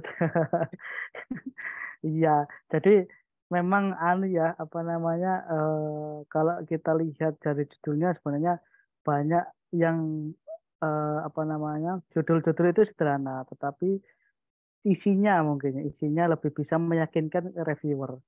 Nah, ini biasanya kalau judul-judul sederhana itu ya biasanya hanya lolos pendanaan gitu, tak sampai BIMNAS. Nah, ini mungkin saran yang tips ya, mungkin untuk pemilihan judulnya. Intinya judul itu yang tadi ya, jangan sampai menabrak akronim. Kemudian kalau ada akronim mohon dapat didefinisikan gitu. Kemudian judul-judul maksimal 20 itu bisa kalau trik ini saya dapatkan trik dari perguruan tinggi yang besar selama ini mendapatkan banyak pendanaan itu ya. Judul itu kalau bisa dimaksimalkan mendekati 20 lah ya. Mendekati 20 dan bagaimana memvalidasi judul itu ke teman sendiri atau apa gitu ya. Kira-kira kamu tertarik nggak lihat judul ini gitu. Tertarik membaca nggak? Itu intinya itu dulu. Nah, mungkin yang termasuk yang jembatan itu ada sentuhan ipteknya paling pakai ini ya tenaga surya Arduino gitu ya. Nah, kebetulan memang itu ada faktor dari reviewer, keberuntungan reviewer juga. Ketika misalkan yang ngoreksi bukan bidangnya, itu dianggap bahwa oh ini ada kebaruan dan sebagainya. Bisa seperti itu. Tapi kita kalau mengandalkan keberuntungan gitu juga nggak mungkin juga. Karena yang review pasti banyak. Kalau misalkan dari awal ya, dari proposal itu yang review 3 orang. Terus kemudian laporan kemajuan 2 orang, ya kan? Untuk udah 4 orang, udah 5 orang sendiri. Nanti kalau Pimnas tambah 3 orang lagi bisa 8 orang. Nggak mungkin bisa melewati filter seperti itu untuk mendapatkan yang terbaik sih. Kalau judul-judulnya paling enggak ya kalau diajukan itu bisa menarik lah. Kalau Pak Iqbal ini kayaknya judulnya apa nih yang sudah dibimbing nih untuk saat ini? Untuk yang kemarin lolos itu terkait sebelum corona, Bapak. Dan ternyata akhirnya pendanaannya turun drastis karena kita nggak bisa luring, kita harus daring. Yang kemarin itu terkait bahasa Jawa, membuat kamus bahasa yang untuk keseharian sehari-hari untuk anak-anak SD. Seperti itu, Bapak. Oh, ada ininya, ada sentuhan ininya nggak apa kayak digitalisasi ataupun enggak? Gimana, Pak? Kamus bahasa Jawa itu sentuhannya apa ipteknya? Digitalisasi kah atau apakah? Atau Kemarin menggunakan buku yang sehari-hari bisa dibawa kemana-mana. Nggak ada sentuhan digitalnya, nggak ada, Bapak. Oh, mungkin ipteknya lebih bisa dibawa kemana-mana, praktis gitu ya, sehingga ada nilai kreativitasnya di situ. Walaupun sebenarnya itu tipis sih kalau saya lihat. Mudah-mudahan iya di tahun ini yang pendanaannya semakin ketat ini ya bisa. Kalau tahun ini ada nggak Pak Iqbal? Sudah ada gambaran atau apa Pak Iqbal? Kalau tahun ini saya belum ada gambaran, Bapak. Nanti saya coba untuk mencari ide-ide yang dimana idenya itu ringan, bisa dilakukan oleh mahasiswa. Karena kadang itu, Bapak, terkait judul itu kemarin ada masukan originalitas dari judul itu ketika judulnya terlalu bagus itu cenderung nanti dikatakan bahwasanya itu judul dari dosen. Nah, cenderung muncul itu judul yang dari mahasiswa yang keringan, yang mudah untuk dilakukan oleh mahasiswa. Seperti itu. Kalau ini enggak sih, kalau misalkan opini seperti itu sepertinya enggak banyak ya opini yang judulnya bagus dan sebagainya. Justru dengan judul yang bagus itu sebenarnya mahasiswa juga belajar kan. Penggalian judul itu juga berasal dari mahasiswa bagusnya. Kayak misalkan ini beberapa di tahun lalu yang tidak didanai ini saya coba Kirambai Daseng. Nah, kita juga nggak ngerti itu apa judulnya dan sebagainya. Kemudian banyak judul-judul yang kurang ini sih Pak, yang di tahun lalunya. Kalau coba saya share ya. Ini sambil teman-teman dapat melihat ya. Nah ini di tahun lalu pakai misalnya rancang bangun alat. Ini kayaknya satu geng ini. Kemudian ya inilah kiram beda saya kayak gitu kan harus disampaikan ini artinya apa, banyak orang yang nggak ngerti dan sebagainya. Judulnya kurang memaksimalkan 20 karakter dan kurang memberikan sentuhan apa ya supaya dibaca judul aja itu menarik untuk dibaca gitu.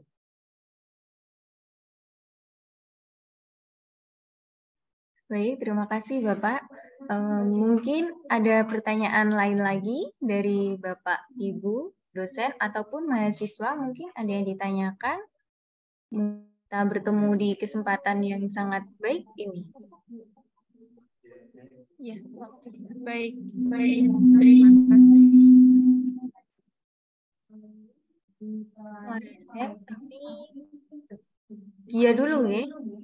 Ada pertanyaan dari Guru Wakil Dekan PAI Bapak ini, Bu Gia. Monggo. Baik, Bapak. Pak Febri, terima kasih atas kesempatan yang diberikan. Pertanyaan saya gini, Pak. Di Fakultas Tarbiyah tentu saja kan mahasiswanya di bidang pendidikan. Yang pertama yang ingin saya tanyakan, judul-judul seperti apa yang diminati gitu, yang diminati di bidang pendidikan, khususnya pendidikan Islam. Yang kedua, apakah berpengaruh di sini mahasiswa kami kan berarti pendidikan. Kalau misalnya mengajukan judul seperti ini, ada judul mahasiswa kami, pemberdayaan ekonomi masyarakat melalui pemanfaatan buah alpukat menjadi serbuk teh. Nah, seperti ini, apakah keahlian atau jurusan dari prodi itu mempengaruhi penilaian? Karena kan tentu saja kalau pendidikan kan mungkin dianggap tidak terlalu ahli dalam hal membuat seperti ini gitu kan. Nah, seperti itu apakah juga menjadi bagian dari penilaian atau random saja, yang penting proposalnya bagus. Gitu, Pak. Terima kasih, Pak Febri. Ya, Ibu. Oke, izin saya menjawab mungkin ini ya, apa namanya, yang terakhir itu terkait dengan PKM pengabdian kepada masyarakat ya, tentang pemanfaatan buah alpukat tadi ya, Bu. Nah, itu memang di proposal itu kan ada yang menyebutkan di lampiran itu adalah peran anggota kelompok.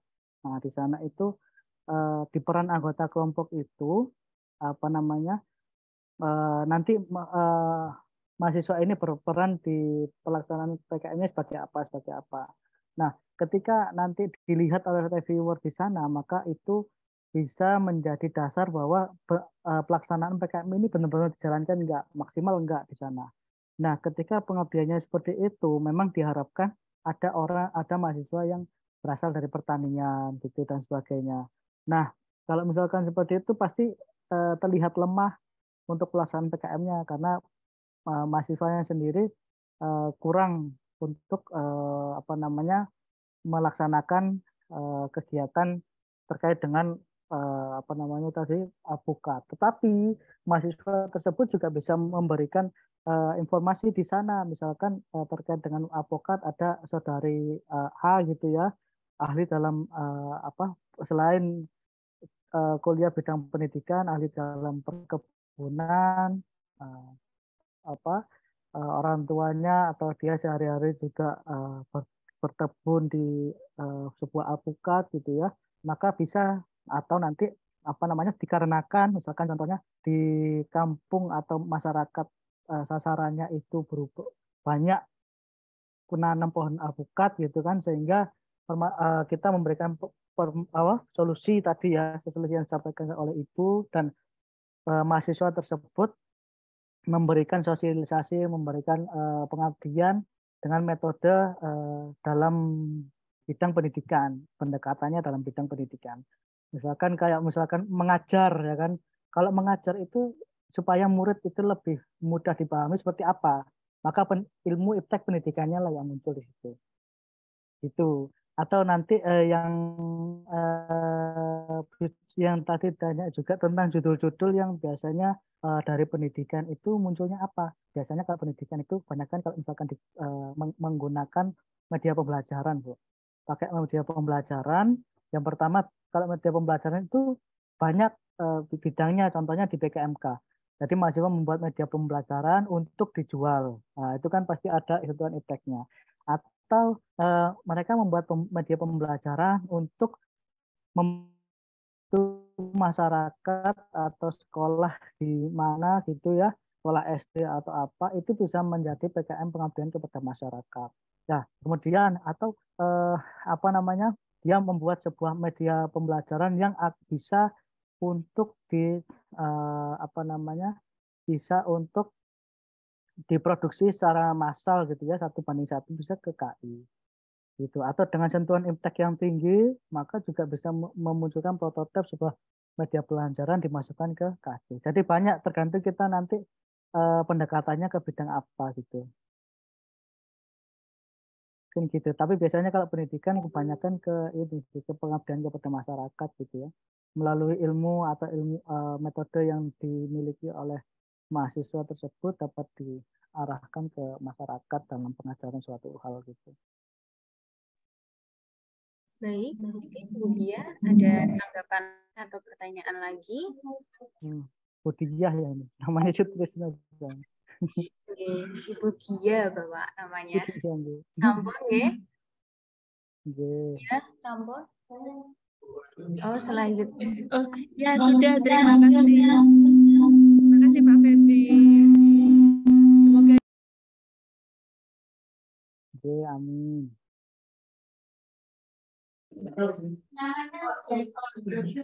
Ada resen Bapak dari Ibu Pelangi Yuwita. Monggo Ibu.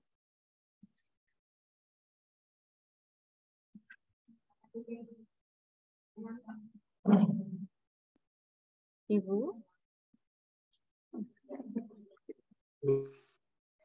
Selamat siang Pak Febri. Mohon izin, saya Bu Pelangi dari Prodi Teknik Mesin.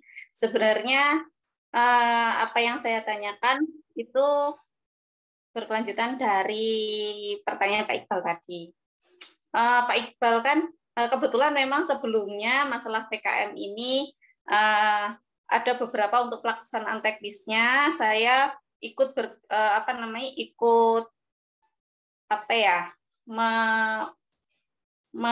ikut untuk upload dan sebagainya, intinya begitu Bapak. Nah, ini tentang pelaksanaan teknis saja sih Pak. Kita tuh kebanyakan dari mahasiswa sudah disesuaikan sama pedoman, kurang lebih seperti itu. Kemudian untuk mungkin judul-judulnya dan sebagainya kita sesuaikan. Yang pertanyaan pertama adalah dari Pak Iqbal tadi, untuk tahun 2019-2020 kalau nggak salah itu ada TOT ya Pak, untuk calon reviewer, untuk dari dosen-dosen yang sudah meloloskan. Untuk tahun sebelumnya, setelah 2020, kalau nggak salah, setelah itu 2021, 2022 sepertinya belum ada ya Pak, karena kebetulan saya juga meloloskan salah satu mahasiswa. Kemudian yang tahun kemarin itu ada dari farmasi, itu Budian. Itu sebenarnya kita juga berharap ada TOT lagi. Apakah kita kurang informasi atau bagaimana gitu Pak? Karena dari TOT itu otomatis banyak sekali informasi yang kita gali. Bahkan kita baru tahu bahwa PKM itu dari dosen pembimbing yang kami kira tuh setiap, tadi ada pertanyaan juga, apakah setiap PKM, jenis PKM kan beda-beda, apakah itu ada kuota dari masing-masing bidang gitu. Tapi ternyata enggak. Kemudian reviewernya apakah per bidang? Ternyata secara acak juga. Jadi di PKM ini kita juga mikir, wah ternyata ada pemikiran kayak keberuntungan gitu loh Pak. Beruntungan karena tergantung siapa reviewernya. Antara reviewer satu dengan yang lain kan beda gitu. Nah, dan itu diseleksi dari seluruh Indonesia kalau nggak salah ya Pak, dari calon-calon reviewer dari yang sudah pernah meloloskan. Nah, itu kan kadang ada memang kalau kita mikir apakah itu ada error trial dan sebagainya. Karena kita sudah berusaha, kita dari mencoba kuantitas yang kita ajukan, maksudnya kita memenuhi seluruh kuantitas. Kemarin kita klasternya masih 4 misalnya, kemudian kita fullkan ternyata kayak akhirnya yang lolos 1. Tahun kemarin juga kita pengen di kualitasnya, kita benar-benar nge-review proposal yang sekiranya dari pedoman oke dan sebagainya. Ternyata yang lolos 1 lagi gitu. Kita tuh mikir apakah memang ada kuota gitu, unuk diri selama ini hanya 1 gitu Bapak. Kemudian yang saya tanyakan itu tadi sih sebenarnya, apakah di tahun sebelumnya itu ada TOT, untuk selanjutnya apakah ada TOT untuk calon reviewer? Kalau kita misalnya ada calon reviewer kan kemungkinan kita sebagai reviewer itu kan juga mempengaruhi, nanti bisa tahu bagaimana PKM yang baik, yang benar seperti apa.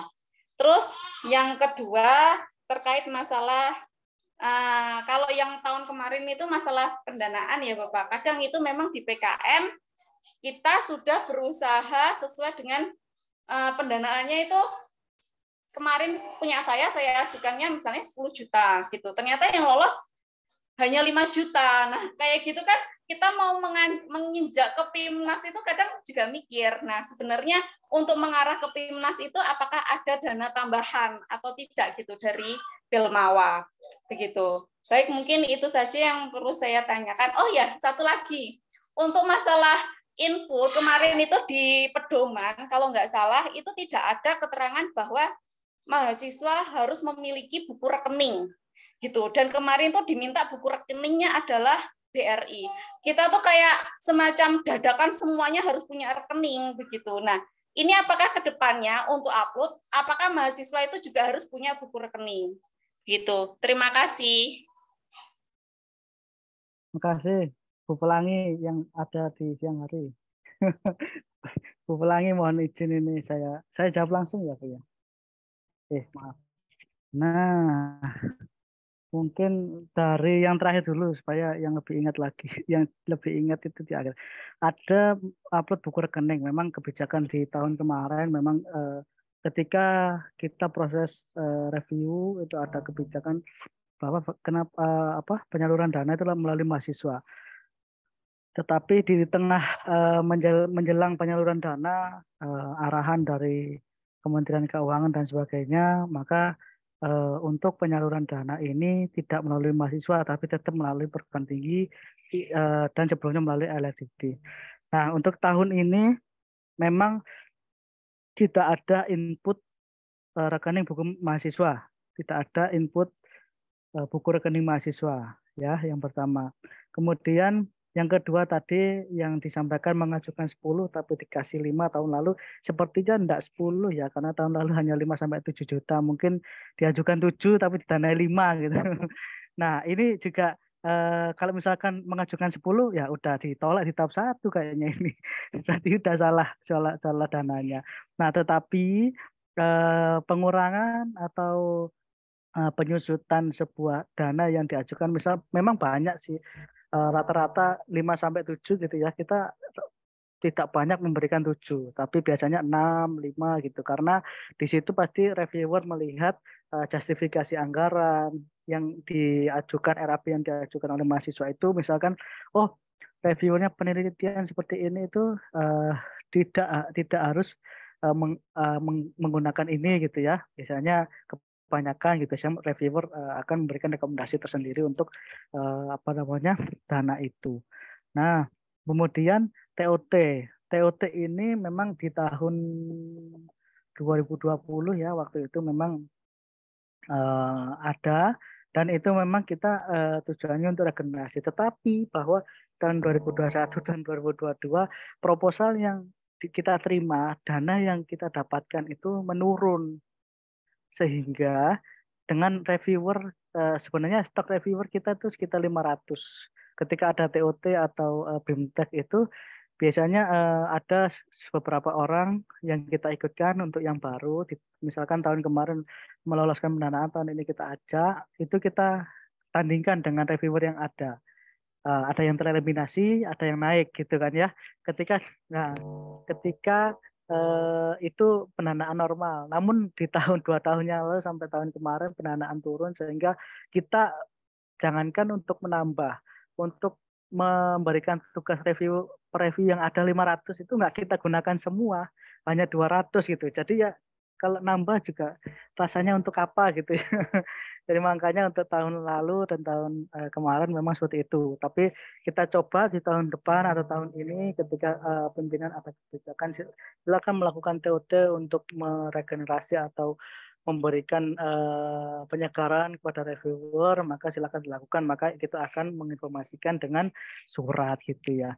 Nah, kemudian terkait dengan pembagian tugas penilaian itu memang kita kayak kita bagi tugasnya itu seperti ini. Untuk tahap 1 administrasi memang kita acak karena itu hanya administrasi, semuanya wajib mengerti. Reviewer juga wajib mengerti semua bidang, ya kan, yang itu yang kedua. Jadi untuk tahap 1 kita acak semua administrasi, semua menilai karena administrasi sifat. Untuk tahap 2 kita berikan 2 orang penilai. Nah, yang kedua, tahap 2 ini kita juga melihat apa namanya bidang keilmuan masing-masing reviewer. Misal reviewernya bidang eksak ya, kita berikan apa PKM bidang PKM yang eksak, contohnya riset, PKM PI gitu ya, yang tidak umum gitu ya, KC, KI itu kita berikan untuk Bapak Ibu yang eksak. Yang sosial bisa riset sosial humaniora, bisa pengabdian kepada masyarakat, PKMK atau PDK itu juga bisa. Maka kita memberikan itu dan kita semua punya data untuk bidangnya itu. Nah, mungkin yang dimaksud tidak familiar tadi adalah misalkan orangnya eksak tapi tidak terlalu familiar dengan bidang itu juga ada. Ya itu memang apa namanya aji mumpungnya itu ada. Kita tidak tidak menampik itu, tapi kemungkinan itu juga ada tapi kecil gitu ya. Karena kita sebenarnya tidak membagikan penilaian itu kepada Bapak Ibu reviewer sesuai bidang-bidang masing-masing. Itu. Ada yang terlewat Bu Pelangi? Sudah Pak, terima kasih Nah, atas arahannya Pak Febri. terima kasih Bu Pelangi. Nanti kalau ada TOT semoga ikut lagi. Oke, itu yang diharapkan Pak, karena itu kesempatan sekali sebenarnya bagi kita. Jadi kaget gitu Pak, kita kemarin sudah menyiapkan proposal, ternyata yang review itu diajak dulu gitu. Jadi benar-benar pedoman dulu yang harus dipenuhi Oh, gitu. kemarin sempat ikut nge-review Bu Pelangi. Enggak sih, Pak Iqbal kemarin. Memang yang ini kan dari apa ya? Sempat kan kita berkumpul gitu Pak, dari Pak Iqbal, kemudian kita review yang di internal begitu. Oh, Jadi kita iya. melihat panduannya gimana sih? Kayak gemes gitu loh Pak, masa segitu banyak proposal cuma nyantol satu gitu loh. Wah, sedikit Iya, sekali gitu. Padahal perjuangannya luar biasa kita yang di internal gitu. betul. Kalau saya lihat di tahun lalu sih ini makanya banyak yang terlalu di tahap 1 sih Bu. Nanti mohon dicek di akun masing-masing mahasiswa itu sudah ada hasil reviewnya. Silakan dicek di tahap 1 tidak lolos kenapa, tahap 2 tidak lolos kenapa. Ada alasan dan nilainya. Oh gitu ya Pak. Oh ya, Mohon terima dicek kasih nanti Pak. di akun mahasiswa. Jadi kita memang untuk tahun kemarin sudah mulai membuka penilaian. Ini yang di tahap 1 nggak lolos ini ada 36 itu ya rata-rata karena format inti ya, kesalahan administrasi yang luaran wajib tidak sesuai. Mungkin ini ya kalau luaran wajib tidak sesuai ini saya prediksi ada sebuah publikasi gitu ya. Iya Pak, memang Nah, arahannya gitu. Kadang tuh kita mikirnya kan antara PKM sama penelitian itu kan agak berbeda seharusnya begitu. ya. Cuman jadi pemikiran kita tuh kayak ke arah penelitiannya mahasiswa Hmm, gitu. Jadi luarannya hmm, artikel dan hmm. sebagainya. Padahal nggak mesti seperti Ya, itu. ya ini ya wes ini tak terangkan lagi kalau luaran itu hanya di pedoman silakan di copy paste saja, tidak perlu menambahkan yang terlalu banyak. Misalkan menulis publikasi artikel ilmiah pada riset, padahal itu hanya diminta artikel ilmiah saja. Biasanya memang kalau dosen itu semangat publikasi. Jadi jadi ini ya saya kasih tips saja kalau misalkan kegiatan PKM ini jika ada publikasi maka reviewer itu menganggapnya gini. Oh, ini kita tidak meminta publikasi. Kalau ada publikasi, nanti malah uang untuk nilai uang untuk pendanaan itu malah banyak digunakan untuk publikasi sehingga nilai dari penelitiannya itu kurang gitu sehingga bisa di bawah yang lain yang maksimal tanpa publikasi. Karena yang kita minta enggak harus sampai publikasi, hanya artikel ini saja, Bu. Oh, oh gitu ya Pak. Oh, oke, Ah, oke. Padahal kita tujuan utamanya kayak mengarahkan mahasiswa sekalian publikasi gitu Pak. Itu malah bisa mengurangi nilai ya Pak ya? ya iya kan misalkan di dana 7 juta nih, nilai 7 juta tuh buat buat tempu yang mau bukan publikasi. Sisanya ya tinggal segitu nilai-nilai dari Iya pelaksanaan benar. kegiatannya tuh. Oh iya iya Pak. Mm-mm. Iya Pak. Sekarang soalnya otomatis reviewer juga menilai bahwa publikasi itu kan juga mahal gitu. Nah,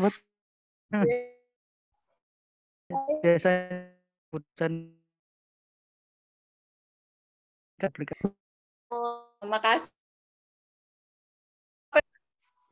Ini yang kayaknya tidak sesuai beberapa yang karena pendamping perguruan tinggi tidak dicantumkan. Ini juga harus dicek. Jadi kalau nggak ada perdana perguruan tinggi maka kita tolak. Gitu.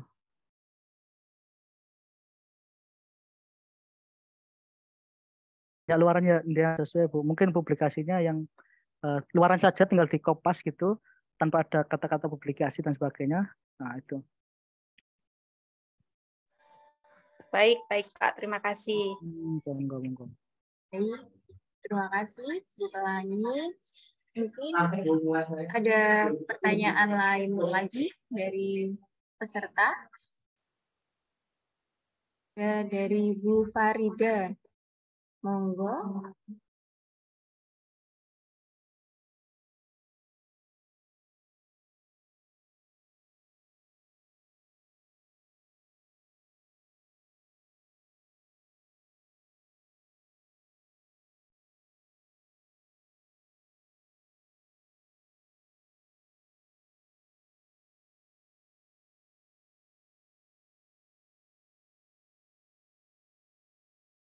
Monggo Bu Farida.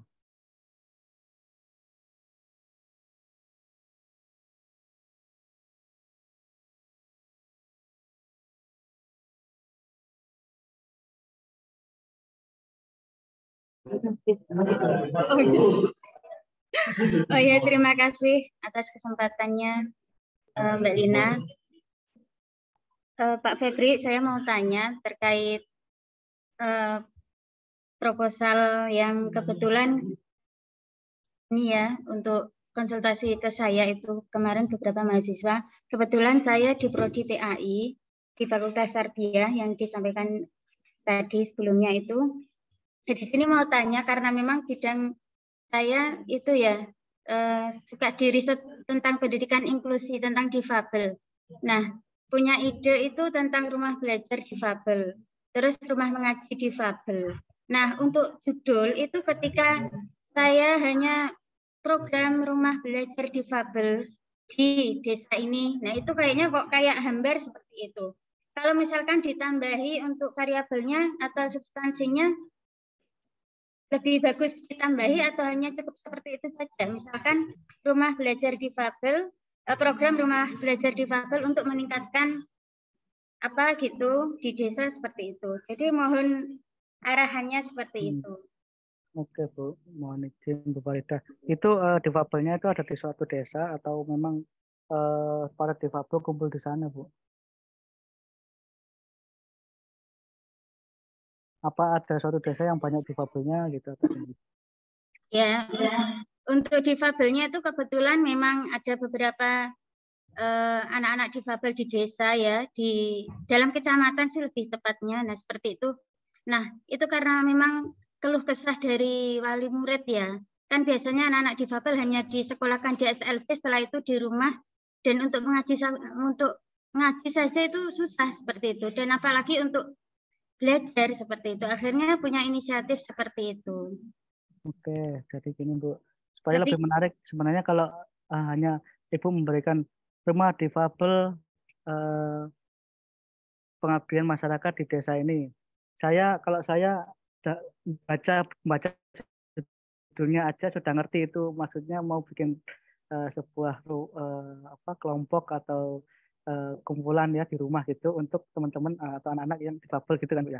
Nah ini sebenarnya lebih ke permainan kata-kata di sana bahwa lebih dimaksimalkan 20 katanya Bu, misalkan apa namanya rumah difabel model pembelajaran berbasis apa gitu ya dengan metode ini bagi anak-anak difabel di desa ini gitu. Jadi lebih kayak dengan rumah difabel dengan metode ini metode yang seperti apa ya. Jadi kayak reviewer itu pengen membaca gitu loh.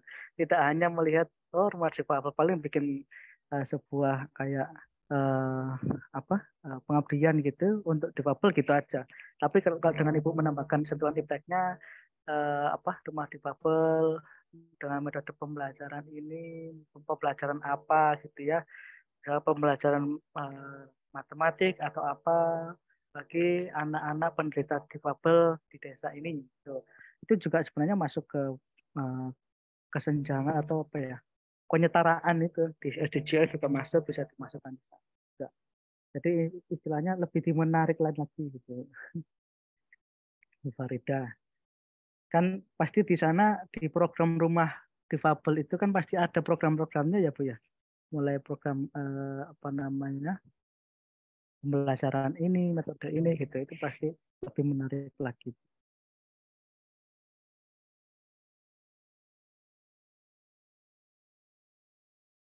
Gitu Farida. Mungkin sudah ada gambaran Bu.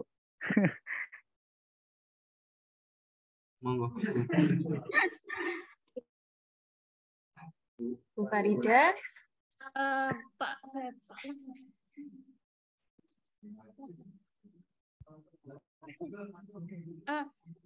Pak Febri, maaf, Ya. saya ingin tanya Ya. terkait dengan luaran ya. Maksudnya gini, ini juga, jadi kan luaran Pak Febri tadi mengatakan bahwasanya luaran mahasiswa itu tidak wajib, yang penting artikelnya saja, seperti itu kan. Nah, artikel itu kan banyak tingkatan, maksudnya Pak, tingkatan kualitasnya. Nah, seperti apa artikel yang diminta? Misalnya mahasiswa ingin artikelnya disinta, misalnya gitu. Terus pemikiran reviewer, jangan-jangan ini dosennya, jangan-jangan mahasiswanya tidak nutut kalau ke Sinta. Seperti itu, Pak. Oke, sebentar. Jadi yang saya tanyakan itu mohon apa ya Pak, pencerahannya, sehingga reviewer itu juga ketika merevisi itu seperti wah gitu loh Pak. Maksudnya itu wahnya itu gimana ya? Ya, bisa. Soalnya takutnya itu jangan-jangan ini dosennya, padahal mahasiswa juga dituntut untuk sekreatif mungkin dan sekualitas mungkin, Pak. Seperti itu. Oke, siap. Semoga dicerahkan. Tadi dicerahkan, Bu Pelangi sudah dicerahkan. Sorry, ini karena bahasa artikel ilmiah ya, saya tekankan lagi, jangan sampai semua skema PKM ada artikel ilmiahnya, ini yang salah. Nah, ini ya Bapak Ibu, teman-teman yang di sebelah kanan ini. Jadi luaran PKM itu yang wajib itu ada di sebelah kanan ini. Bisa ada kursornya ya di tampilannya. Luaran wajib itu ada yang sebelah kanan ini, yang di sebelah kanan. PKM riset eksakta luarannya adalah ini. Laporan kemajuan, laporan akhir, artikel ilmiah. Artikel ilmiah kan ya, Bapak Ibu, tidak ada publikasi artikel ilmiah kan. Kemudian ini riset eksakta. Kemudian ini untuk PKMK. Bukan lagi ada artikel ilmiah, tapi produk usaha. Kemudian ini PKMPM. Tidak ada artikel ilmiah, hanya buku pedoman mitra. PKM pengabdian penerapan iptek. Nah, buku pedoman mitra, tidak ada artikel ilmiah. Kaca cipta, prototipe produknya. Kemudian karya inovatif, produk fungsional skala penuh. VGK, video di YouTube. Nah, yang dimaksud artikelnya itu tadi hanya ada di riset eksakta dan riset sosial humaniora. Oke ya. Yang lainnya menyesuaikan. Ini saja di kopas, ini aja di copy paste. Ini saja di copy paste. Ini ada di halaman halaman 5 di buku pedoman umum ya. Nanti mohon dapat dicek, dipastikan lagi.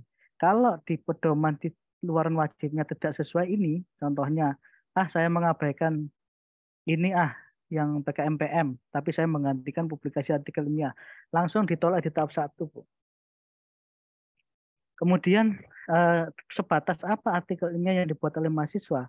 Di pedoman PKM RSH atau pedoman PKM riset, ya kan, itu sudah ada bagaimana cara membuat artikel ilmiah. Dicontoh saja formatnya seperti itu, tidak perlu dikasihkan. Itu, Bu, siapa tadi ya? Apakah sudah tercerahkan? Oh, Bu, Ya, gimana? Ya. Berarti di dalam proposal tidak perlu dicantumkan, ya, Pak. Hanya saja ketika kita upload di upload di luarannya saja. Kita cantumkan artikel ilmiah seperti itu ya Bapak. Soalnya selama ini memang di proposal itu saya cantumkan, mohon maaf, bukan saya tapi mahasiswanya Pak menyantumkan di dalam proposal itu terkait dengan luaran. Oh ya, memang di proposal sudah ada. Di proposal itu ada Bu. Misalkan kalau nggak salah di pendahuluan itu mereka harus mencantumkan luaran, ya. Luaran dari PKM itu apa saja. Nah di sana juga diminta untuk menuliskan luarannya apa saja. Nah kalau misalkan diminta nulis luarannya apa saja, hanya itu tadi saja yang di copy paste saja itu Bu. Nah ini ya contohnya ini di pendahuluan ini VGK. Ada diminta untuk menuliskan luaran biasanya. Nanti di setiap skema itu ada. Selain ditulis di proposal juga ditulis diketik di simulasinya. Gitu. Yang penting misalkan di sini ada 4, ya udah ditulis aja 4. Gitu. Iya Bapak, terima kasih Pak Febri. Iya. Jangan Bu, mohon izin ini untuk semangat publikasinya mungkin nanti setelah PKM saja. Setelah PKM selesai kan mereka udah ada artikelnya, boleh dipublikasikan. Tuh. Baik, terima kasih Bu, sudah tercerahkan mungkin tadi kata Pak Febrinya. Ada pertanyaan lain mungkin? Atau sudah? Sampun sungguh sangat bermanfaat sekali materi yang disampaikan oleh Bapak Febri Rahman dan sangat luar biasa Pak antusiasnya dari Unugiri. Dari mahasiswa sudah di kolom chat sudah tidak ada Sudah?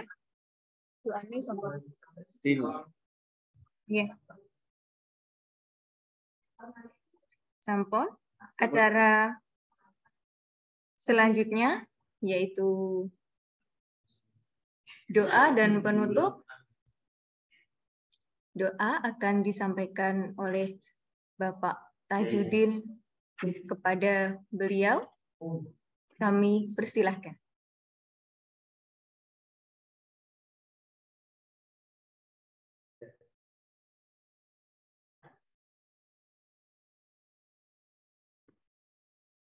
Bismillahirrahmanirrahim. Assalamualaikum warahmatullahi wabarakatuh. Ala diniyah solihah al-fatihah.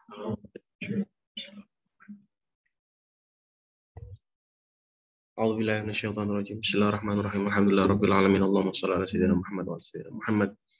Allahumma ya Allah, Allahumma anfa'na bima 'allamtana wa 'allimna ma yanfa'una warzuqna 'uluman tanfa'una fid dini wad dunya wal akhirah.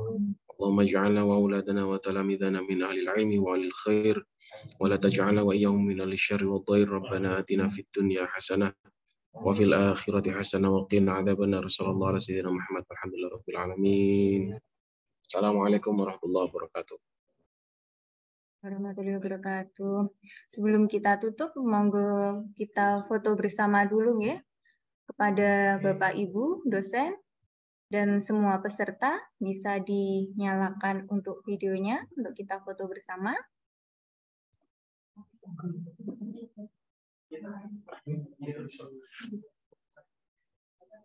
Monggo. Hitung 1. Sudah? 1, 2, 3. Lagi. 1. Sudah? Lagi. Lagi 1, 2, 3.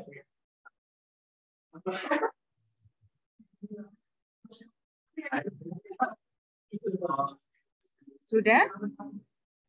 Demikian acara sosialisasi program kreativitas mahasiswa Universitas Nahdlatul Ulama Sunan Giri tahun 2023. Saya, Lina Andriani, sebagai pembawa acara. Mohon maaf apabila ada kesalahan. Saya akhiri. Wallahul muwaffiq ila aqwamit thoriq. Wassalamualaikum warahmatullahi wabarakatuh. Terima kasih semuanya Bapak Ibu. Semoga tidak terngiang dengan publikasi. Oke, terima kasih. Izin pamit. Assalamualaikum.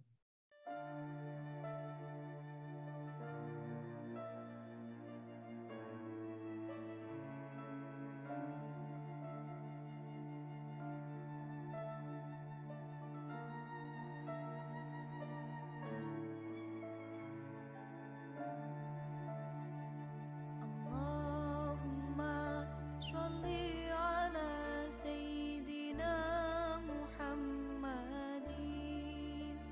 Sholatan yatma'innu biha qalbi wa tafa'u biha ulumi wa taqdi biha hawaiji wa tarfa'u biha darajati wa tahdi biha قومي وتخلص بها قلبي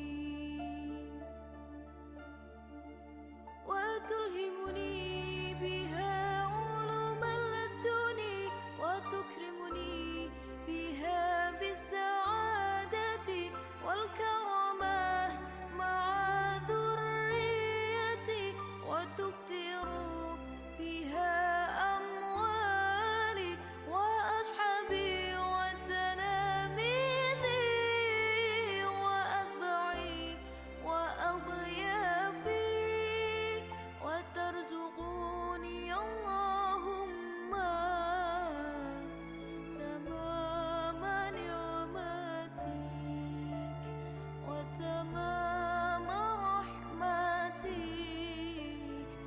تمام